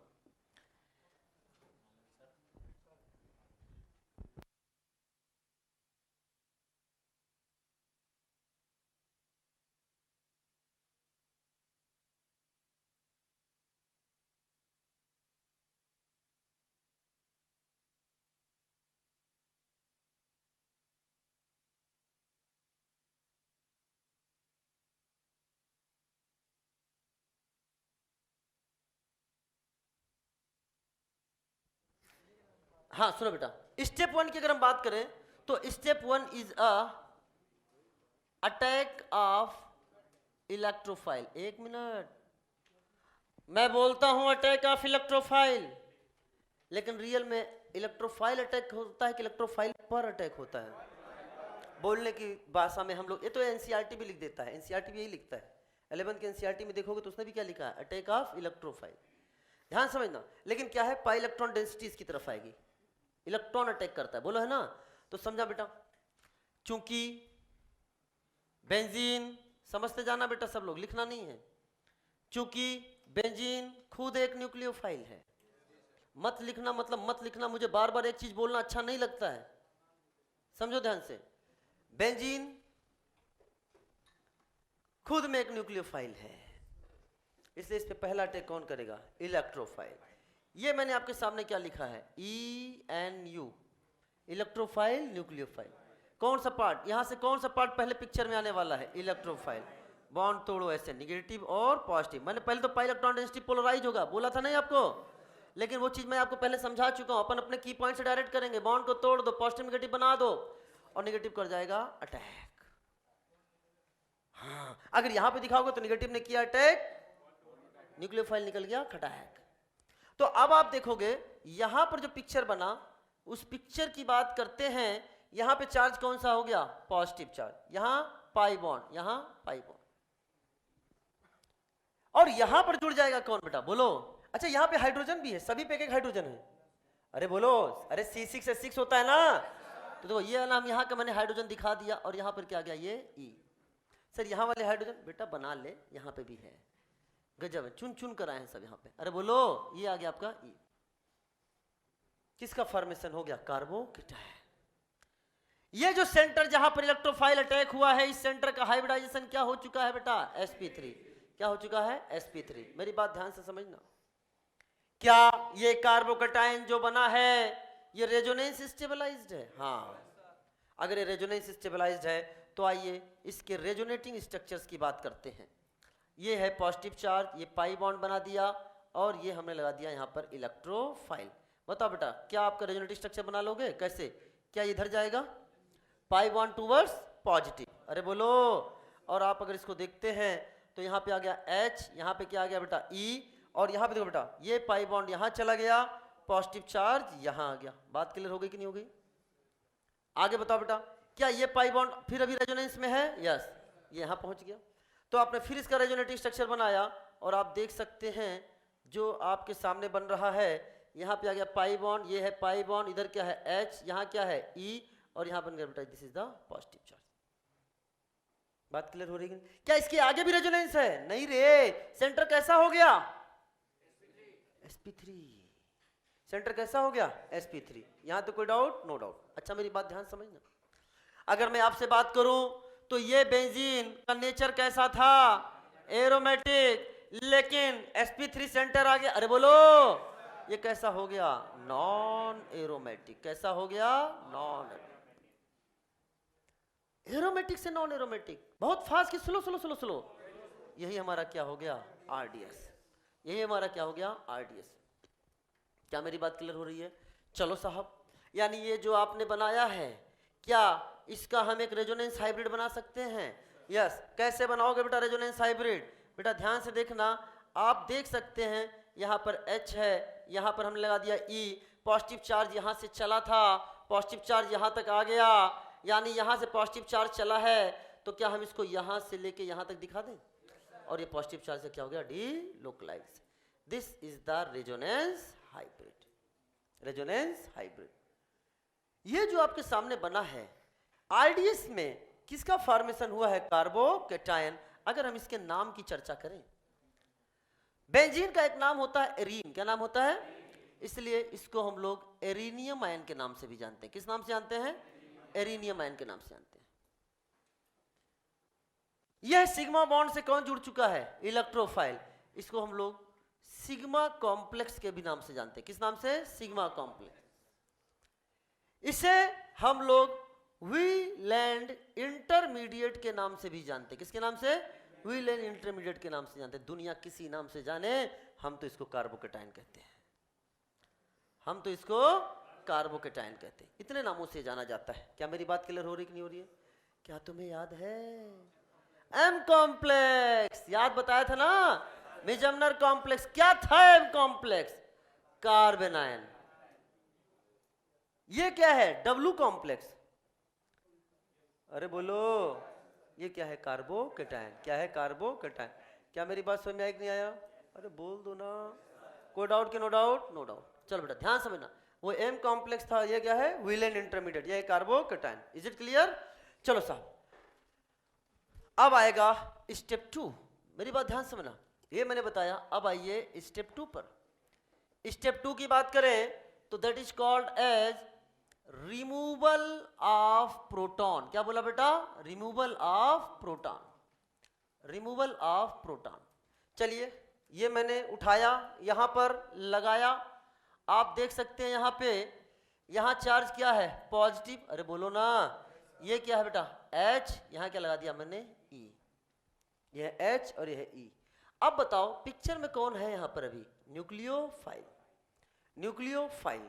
अब ये न्यूक्लियोफाइल यहां पे H प्लस को यहां से ले जाएगा, और ले जाएगा ये तो खुद मॉलिक्यूल कहेगा कि हे न्यूक्लियोफाइल H प्लस ले जा, और चौराहे पे कुछ इस तरह से मिल रहा होगा H plus H plus H plus H plus H plus H plus H plus, क्योंकि तेरे H प्लस ले जाने से मेरी दुनिया बनने वाली है, मैं वापस से एरोमेटिक हो जाऊंगा। तो ये रिएक्शन स्लो स्लो की बहुत फास्ट। ये रिएक्शन कैसा हो जाएगा? फास्ट। यानी कुल मिलाकर आप देख सकते हैं कि वापस से ये एरोमेटिक हो गया। यहाँ क्या आ गया बेटा? E। H प्लस हट गया कि नहीं हट गया? और यहाँ मैंने लिख दिया HNU। HNU। क्या वापस से रिंग कैसा हो गया आपका? एरोमेटिक। पहला स्टेप में एनर्जी रिक्वायर्ड होती है क्योंकि एरोमेटिसिटी लॉस, लेकिन सेकंड स्टेप में बहुत ज्यादा एनर्जी रिलीज होती है। समझ में आया? लेकिन हम ओवरऑल रिएक्शन कैसा है? Overall exothermic. ओवरऑल इससे रिएक्शन कैसा है अपना? फिजिबल है। यहां तक बात समझ आई? मेरी बातों को बड़े ध्यान से समझिएगा, मैं कुछ पॉइंट्स बोलने जा रहा हूं। पहला पॉइंट, इसका आरडीएस पहला स्टेप है कि सेकंड स्टेप है? समझ में बेटा? सुना, इसका आरडीएस कौन सा स्टेप है? पहला स्टेप है। H एटम का टूटना, H एटम का टूटना आरडीएस है कि फास्ट स्टेप है? यानी H एटम का टूटना आपका रेट को डिसाइड करेगा क्या? H एटम का टूटना क्या रेट को डिसाइड करेगा क्या? अरे बोलो ना। अब मैं कहना चाहता हूं carbon hydrogen, carbon deuterium, carbon tritium, CH CD और CT बॉन्ड है, और वो बताओ क्या वो फास्ट स्टेप में हो रहा है कि नहीं हो रहा है? क्या वो रेट को डिसाइड करेगा? नहीं। तो अगर मैं आपसे बात करूं, क्या यहां काइनेटिक आइसोटॉपिक इफेक्ट की बात करेंगे? नहीं करेंगे। यानी अगर मैं बोलूं कि C6H6, C6 D6 और C6 T6 अगर ले लें, तो अगर रेट की बात कर रहे हैं, तो क्या होगा? बराबर होगा। जनरली, फिर सर आप जनरली पे आ गए। Generally first step is RDS. Generally first step is RDS, और पहले स्टेप में H एटम टूट नहीं रहा है। Generally first step is RDS, hence kinetic isotopic effect is not observed. Example chlorination, nitration etcetera. But sulphonation और iodination, ध्यान सुना, सल्फोनेशन एंड आयोडीनेशन का कौन सा स्टेप आरडीएस होता है? सेकेंड स्टेप आरडीएस होता है। मैकेनिज्म हमारे सिलेबस में नहीं है। सल्फोनेशन एंड आयोडीनेशन में सेकेंड स्टेप आरडीएस होता है, इसलिए वहां काइनेटिक आइसोटॉपिक इफेक्ट ऑब्जर्व्ड होगा। तो यानी वहां पे अगर ऑर्डर करेंगे तो उस केस में क्या ऑर्डर हो जाएगा बेटा? बताओ, क्या ये ऑर्डर बन जाएगा? यानी CH वाला बॉन्ड आसानी से टूटेगा? बोलो ना। तो यानी अगर H, D और T से रेट ऑफ रिएक्शन प्रभावित हो रहा है आइसोटोप से, तो यानी काइनेटिक आइसोटॉपिक इफेक्ट सल्फोनेशन और आयोडीनेशन में लगेगा। बोलो है ना? चलो साहब, नंबर 2, ये तो पॉइंट नंबर 1 हो गया। नंबर 2, अगर हम रिएक्टिविटी फॉर ESR करते हैं, रिएक्टिविटी किसकी बात करने जा रहे हैं? रिएक्टिविटी की बात करने जा रहे हैं। तो जो रिएक्टिविटी ध्यान सुनो बेटा, अगर हम रिएक्टिविटी की बात करने जा रहे हैं तो रिएक्टिविटी फॉर ESR, इलेक्ट्रोफाइल जितना फास्ट इस बेंजीन रिंग से जुड़ेगा उसकी रिएक्टिविटी उतनी ज्यादा होगी कि नहीं होगी? बेंजीन खुद में क्या है? न्यूक्लियोफाइल। तो जितना अच्छा न्यूक्लियोफिलिक नेचर रहेगा इलेक्ट्रोफाइल उतना अरे कैसा कुछ कहीं बताया था EAR में। तो रिएक्टिविटी फॉर ईएसआर, जितना अच्छा न्यूक्लियोफाइल, अच्छा न्यूक्लियोफाइल का मतलब क्या हो गया, पाई इलेक्ट्रॉन डेंसिटी का ज्यादा होना, यानी न्यूक्लियोफिलिसिटी का ज्यादा होना। बढ़ाया कैसे जाएगा, इलेक्ट्रॉन डोनेटिंग ग्रुप से, घटाया किससे जाएगा, इलेक्ट्रॉन विड्रॉइंग ग्रुप से। तो क्या reactivity for ESR directly proportional to nucleophilicity of ring? बोल सकते हैं, अरे बोलो है ना, proportional to stability of carbocation. ये भी बताया था, याद करो, क्या तुम्हें याद है? यहां तो कोई डाउट किया, बना ले, क्या रे, बना ले।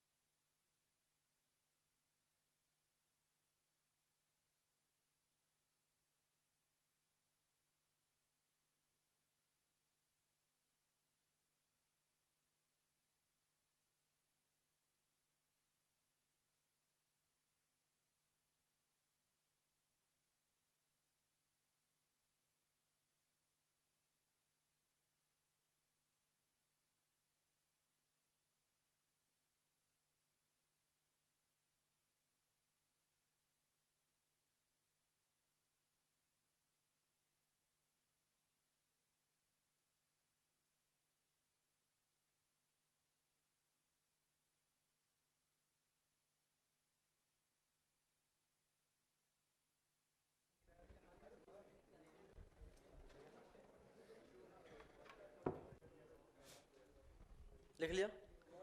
लिखने का काम थोड़ा तेज तेज लिख लो बेटा, लिख लो।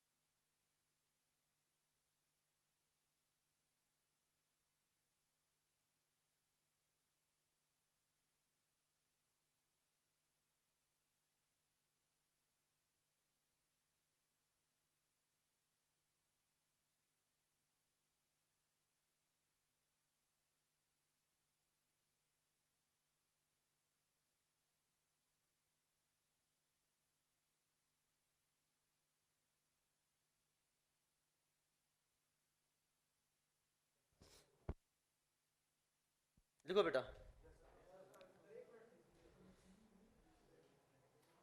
अच्छा, जो लोग लिख रहे हैं वो लिखते रहे, बाकी जो लोग लिख चुके हैं वो लिख लें।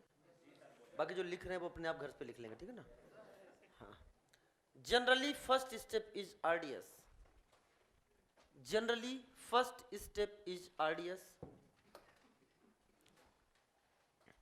Generally first step is RDS. Bracket में लिखिएगा, chlorination, chlorination comma nitration etcetera, chlorination comma nitration etcetera, bracket बंद। Hence hence kinetic isotopic effect, hence kinetic isotopic effect, बोलो क्या लिखे हैं, is not observe, is not observe, K I E, kinetic isotopic effect, K I E. So reactivity for ESR, kinetic isotopic effect is not observe, so reactivity for ESR, ऐसे लिखेगा, board पर लिखा हुआ है। Show reactivity for ESR, sorry ये sulphonation and iodination के लिए था, क्या लिखोगे, ये लिखेगा, हाँ लगभग बराबर, लगभग बराबर, क्लोरीनेशन एंड नाइट्रेशन के लिए। अच्छा कहीं कहीं एग्जैक्टली बराबर भी कर देता है, बट लगभग बराबर इसलिए बोला है क्योंकि मॉलिक्यूल में अलग है, डिफरेंस है ना बेटा, मॉलिक्यूल तो अलग अलग हो गए, थोड़ा बहुत तो डिफरेंस होगा ही होगा। बात क्लियर हो गई? चलो next point, but for sulfonation and iodination, but for sulfonation and iodination, for sulfonation and iodination second step is RDS, second step is RDS, but for sulfonation and iodination second step is RDS, hence kinetic isotopic effect is observed, hence kinetic isotopic effect is observed, kinetic isotopic effect is observed, ठीक है बेटा। so rate for ESR, so rate for ESR क्या order ये हो जाएगा जो board पर लिखा हुआ है, अरे बोलो, जो बॉन्ड आसानी से टूटेगा उसका रेट क्या होगा, ज्यादा होगा, क्योंकि अगर सेकंड स्टेप RDS हो गया तो क्या सेकंड स्टेप पे ही हाइड्रोजन का बॉन्ड टूट रहा है कि नहीं टूट रहा है बेटा, अरे बोलो ना। चलो लिखो, नेक्स्ट लिखो, reactivity, reactivity for ESR, reactivity for ESR, सुनो बेटा क्या लिख सकते हैं बेटा, बोलो, न्यूक्लियोफिलिसिटी की इलेक्ट्रोफिलिसिटी, न्यूक्लियोफिलिसिटी, किसका न्यूक्लियोफिलिसिटी, ध्यान सुना, ये भी डिपेंड करता है, आगे मैं बताऊंगा, चर्चा करूंगा। अगर मैं विथ रिस्पेक्ट टू इसके बात कर रहा हूं तो न्यूक्लियोफिलिसिटी बात करूंगा, सुनो बहुत बड़ी बात कर रहा हूं, इसके चैप्टर के लास्ट में जब बेंजीन डाइजोनियम क्लोराइड पढ़ाऊंगा तो इससे रिलेटेड बात करूंगा।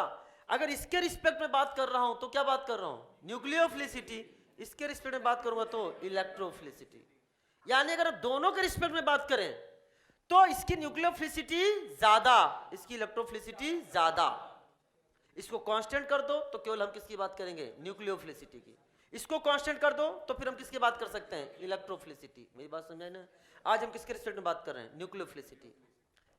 तो reactivity for ESR proportional to nucleophilicity of ring, बोले तो बोल सकते हैं क्या, pi electron density of ring, बढ़ाई कैसे जा सकती है, इलेक्ट्रॉन डोनेटिंग ग्रुप से, घटाई कैसे जा सकती है, इलेक्ट्रॉन विड्रॉइंग ग्रुप से, क्या लिख सकते हैं, proportional to stability of carbocation, और इसका दूसरा नाम क्या है, सिग्मा कॉम्प्लेक्स, अरे बोलो ना। तो अगर मैं आपके सामने क्वेश्चन दे दूं तो आप जवाब दे दोगे, रिएक्टिविटी का ऑर्डर बना लीजिए।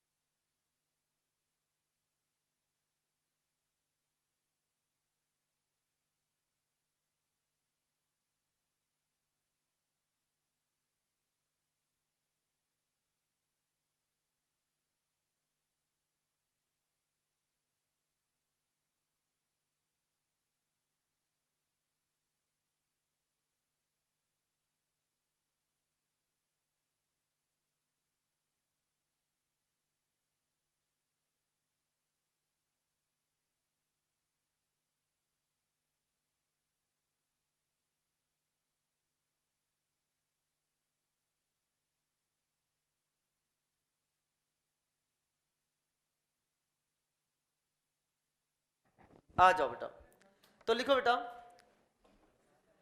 क्वेश्चन लिखो, कंपेयर रिएक्टिविटी टूवर्ड्स EAR, लिख रहे हो क्या अभी, चलो 1 मिनट का समय है।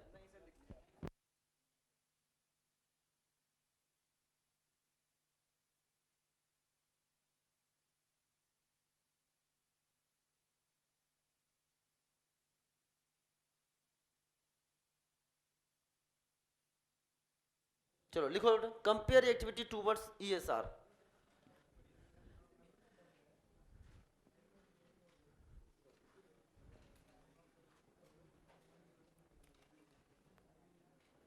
हर्ष बेटा है, हर्ष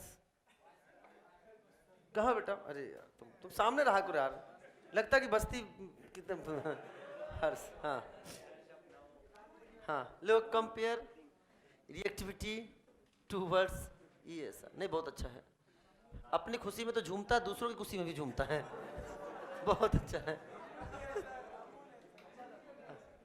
आ जाओ, फेमस हो गया है हर्ष हिंदुस्तान के।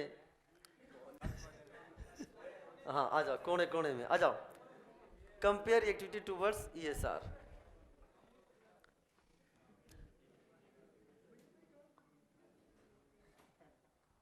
क्या रे, कौन था?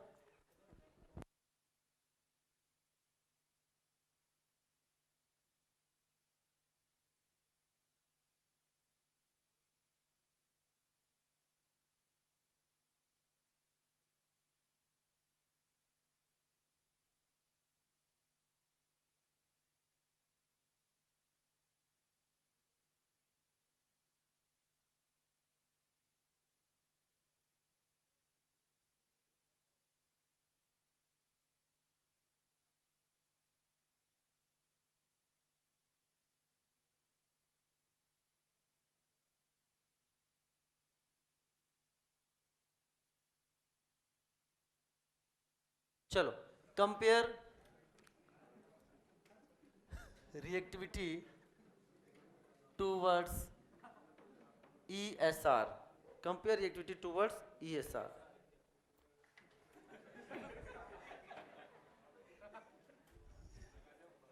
चलो बेटा कोई बात नहीं, लिखो लिखो लिखो, क्वेश्चन लिखो बेटा, अभी आप ही से पूछ रहे हैं, चिंता मत करिए। चलो लिखो OH B।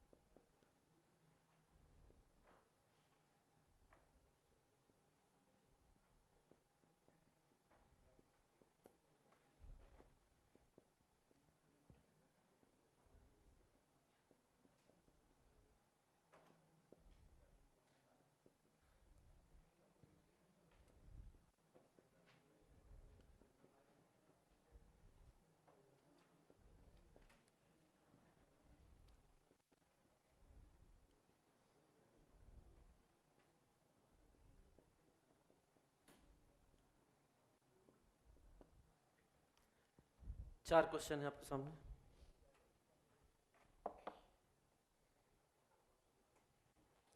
सुनिए, स्टार्ट करें। सुनो बेटा, हमने आपको पढ़ाया है और आपका आज का होमवर्क भी है, आपको जीओसी में जाकर रिवाइज करना है। एक चीज का मैं और भी अनाउंसमेंट कर रहा हूं आपको कि संडे को आपका एक टेस्ट है 18 तारीख को। 18 तारीख को आपका एक टेस्ट है, ऑनलाइन टेस्ट है। आपको उसके बारे में एक चीज हमने पहले बता ही दिया था, एक वीडियो के द्वारा आपने देखा होगा। 18 तारीख को टाइम क्या है, कब होगा, कितने क्वेश्चंस होंगे, इसकी जानकारी आज आपको रात में मिल जाएगा बाया वीडियो, ठीक है।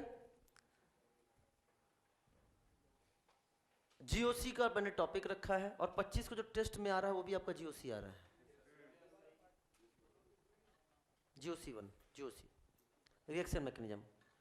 तो अभी तक आप लोगों ने जितनी भी तैयारी करी होगी, कई लोगों को लग रहा होगा कि रिवीजन करने की जरूरत है, या आ रहा है नहीं आ रहा है, तो हमने एक ऐसा पेपर तैयार किया है जिसमें पूरा जीओसी इंक्लूड किया है, from starting to last up to tautomerism, from starting कि रिएक्शंस में क्या है, टाइप अटैकिंग रिएजेंट क्या है, इस सबको लेते हुए। समझ में बेटा, electrophile, nucleophile, bond cleavage, homolytic, heterolytic and so on.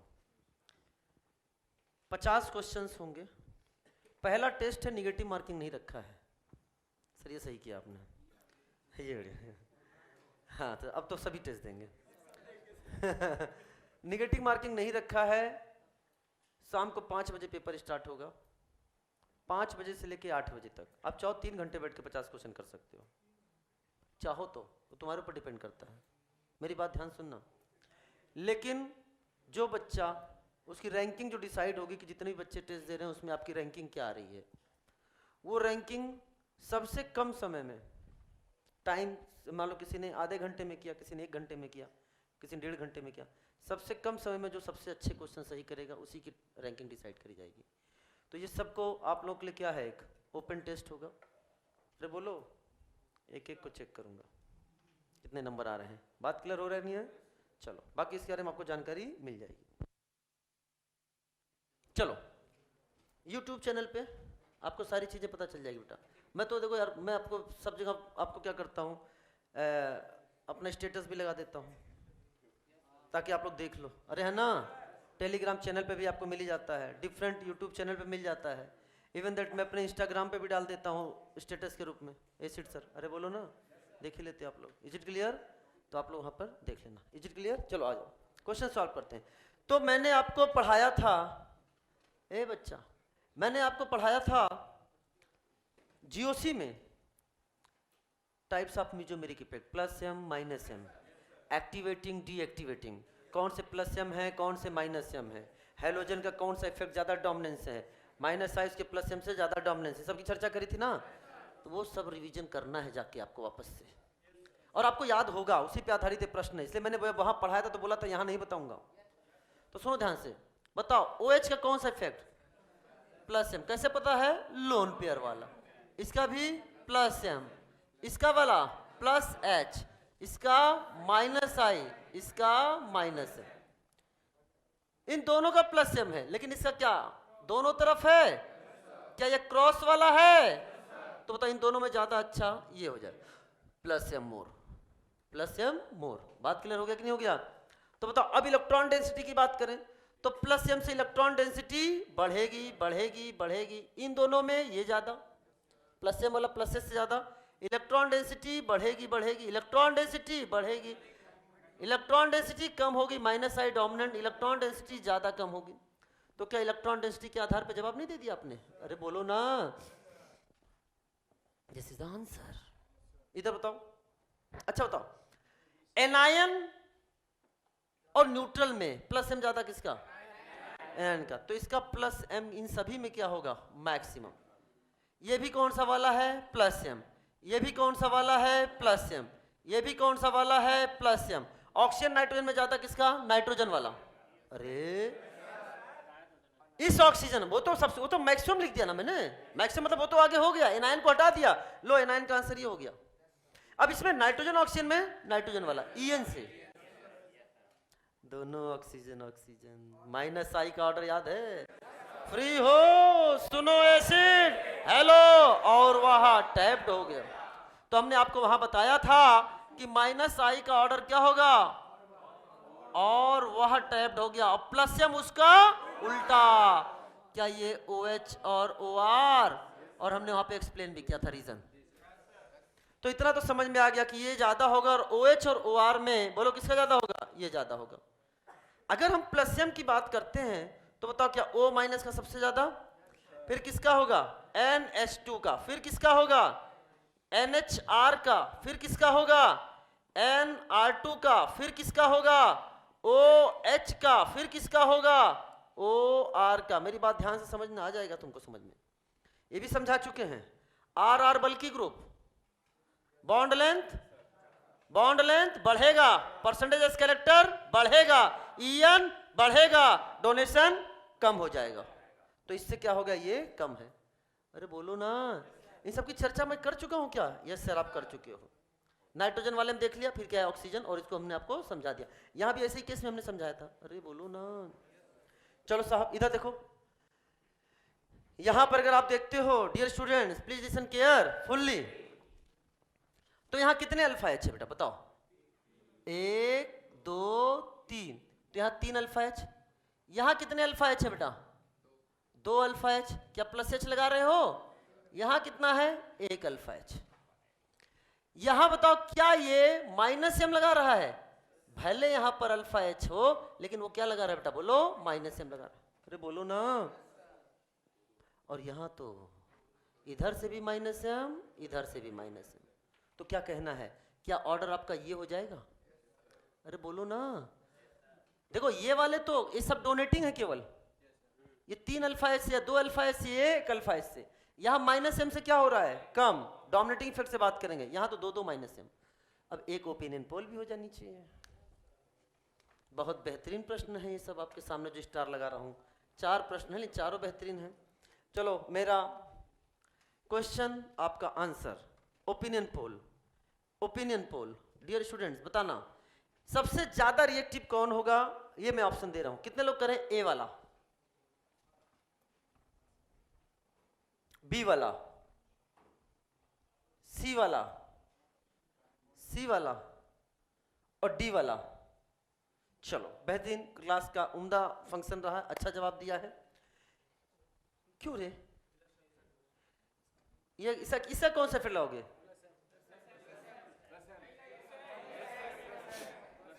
क्या लगेगा, मेटा पर लगता नहीं, यही तो सुनना था मुझे, यही तो सुनना था कि 2-4 बेटा मिलेंगे जिनके पास मेटा होगा। ए बेटा नो मेटा। समझ में आया नहीं आया? अच्छा पहला वाला मैं जगह साफ करूंगा, पहला वाला लिख लो, पहला लिख लिया बेटा, इसलिए का बेहतरीन प्रश्न है।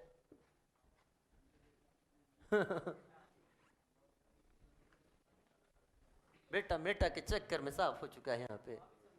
हाँ वहां भी समझाया था, किसने बोला, हाँ चलो वहां भी समझाया था, ध्यान समझना। मुझे वापस, और मैंने बोला था चिंता मत करो, वापस से आऊंगा, वापस से 2-4 मिलेंगे। अब समझना मेरी बात ध्यान से, मैं आपके सामने 2 एग्जांपल ले रहा हूं, प्लीज लिसन केयरफुल्ली।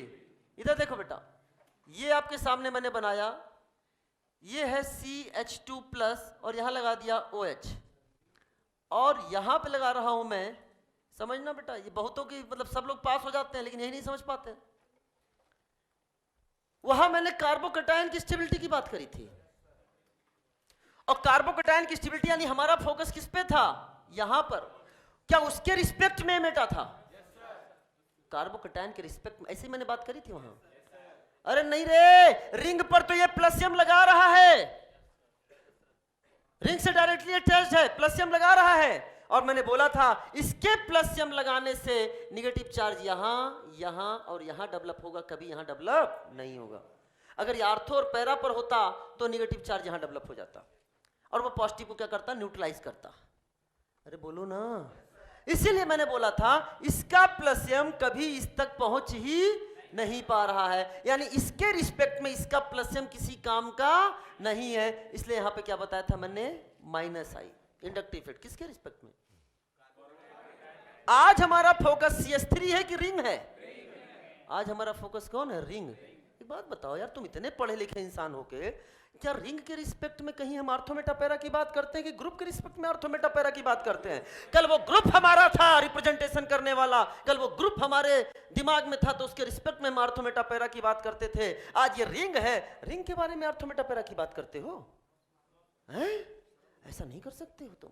तो बेटा ध्यान सुनो, क्या ये बताओ, क्या यहां से बताओ, अरे यार एक बलून मान लो, सुनो यहां देखो, ये CS3 ये CS3 ये CS3 ये CS3 सब में क्या है, सेम। अब बलून में CS3 जो है वो प्लस H से इलेक्ट्रॉन डेंसिटी उसमें भर रहा है, और ये प्लस M से, दोनों तरफ से बलून क्या फूलता जा रहा है? इलेक्ट्रॉन डेंसिटी बढ़ गया कि नहीं हो गया, फूलता जा रहा है कि नहीं जा रहा है? समझ में आया ना? तो बेटा याद रखना, रिंग से डायरेक्टली अटैच्ड है, इसका भी क्या लगाना है, प्लस M, इसका भी क्या लगाना है, प्लस M, इसका क्या लगाना है, प्लस H, इसका क्या लगाना है, माइनस I, और OH और OR में प्लस M ज्यादा किसका होता है, इसका ज्यादा। तो क्या ऑर्डर आपका ये बन गया कि नहीं बन गया? बेहतरीन प्रश्न है बेटा, बेहतरीन प्रश्न है। टाइम पास करने के लिए नहीं आता हूं मैं यहाँ पे, अरे बोलो ना, मॉडल लो ए बेटा, मॉडल लो, इसको लिखो और लिखो होमवर्क। होमवर्क लिखिए page number 18, page number 18, example number 2, page number 18 example number 2 में 8 एग्जाम्पल दिए हुए हैं इसी तरीके से। कितने एग्जाम्पल? 8 एग्जाम्पल।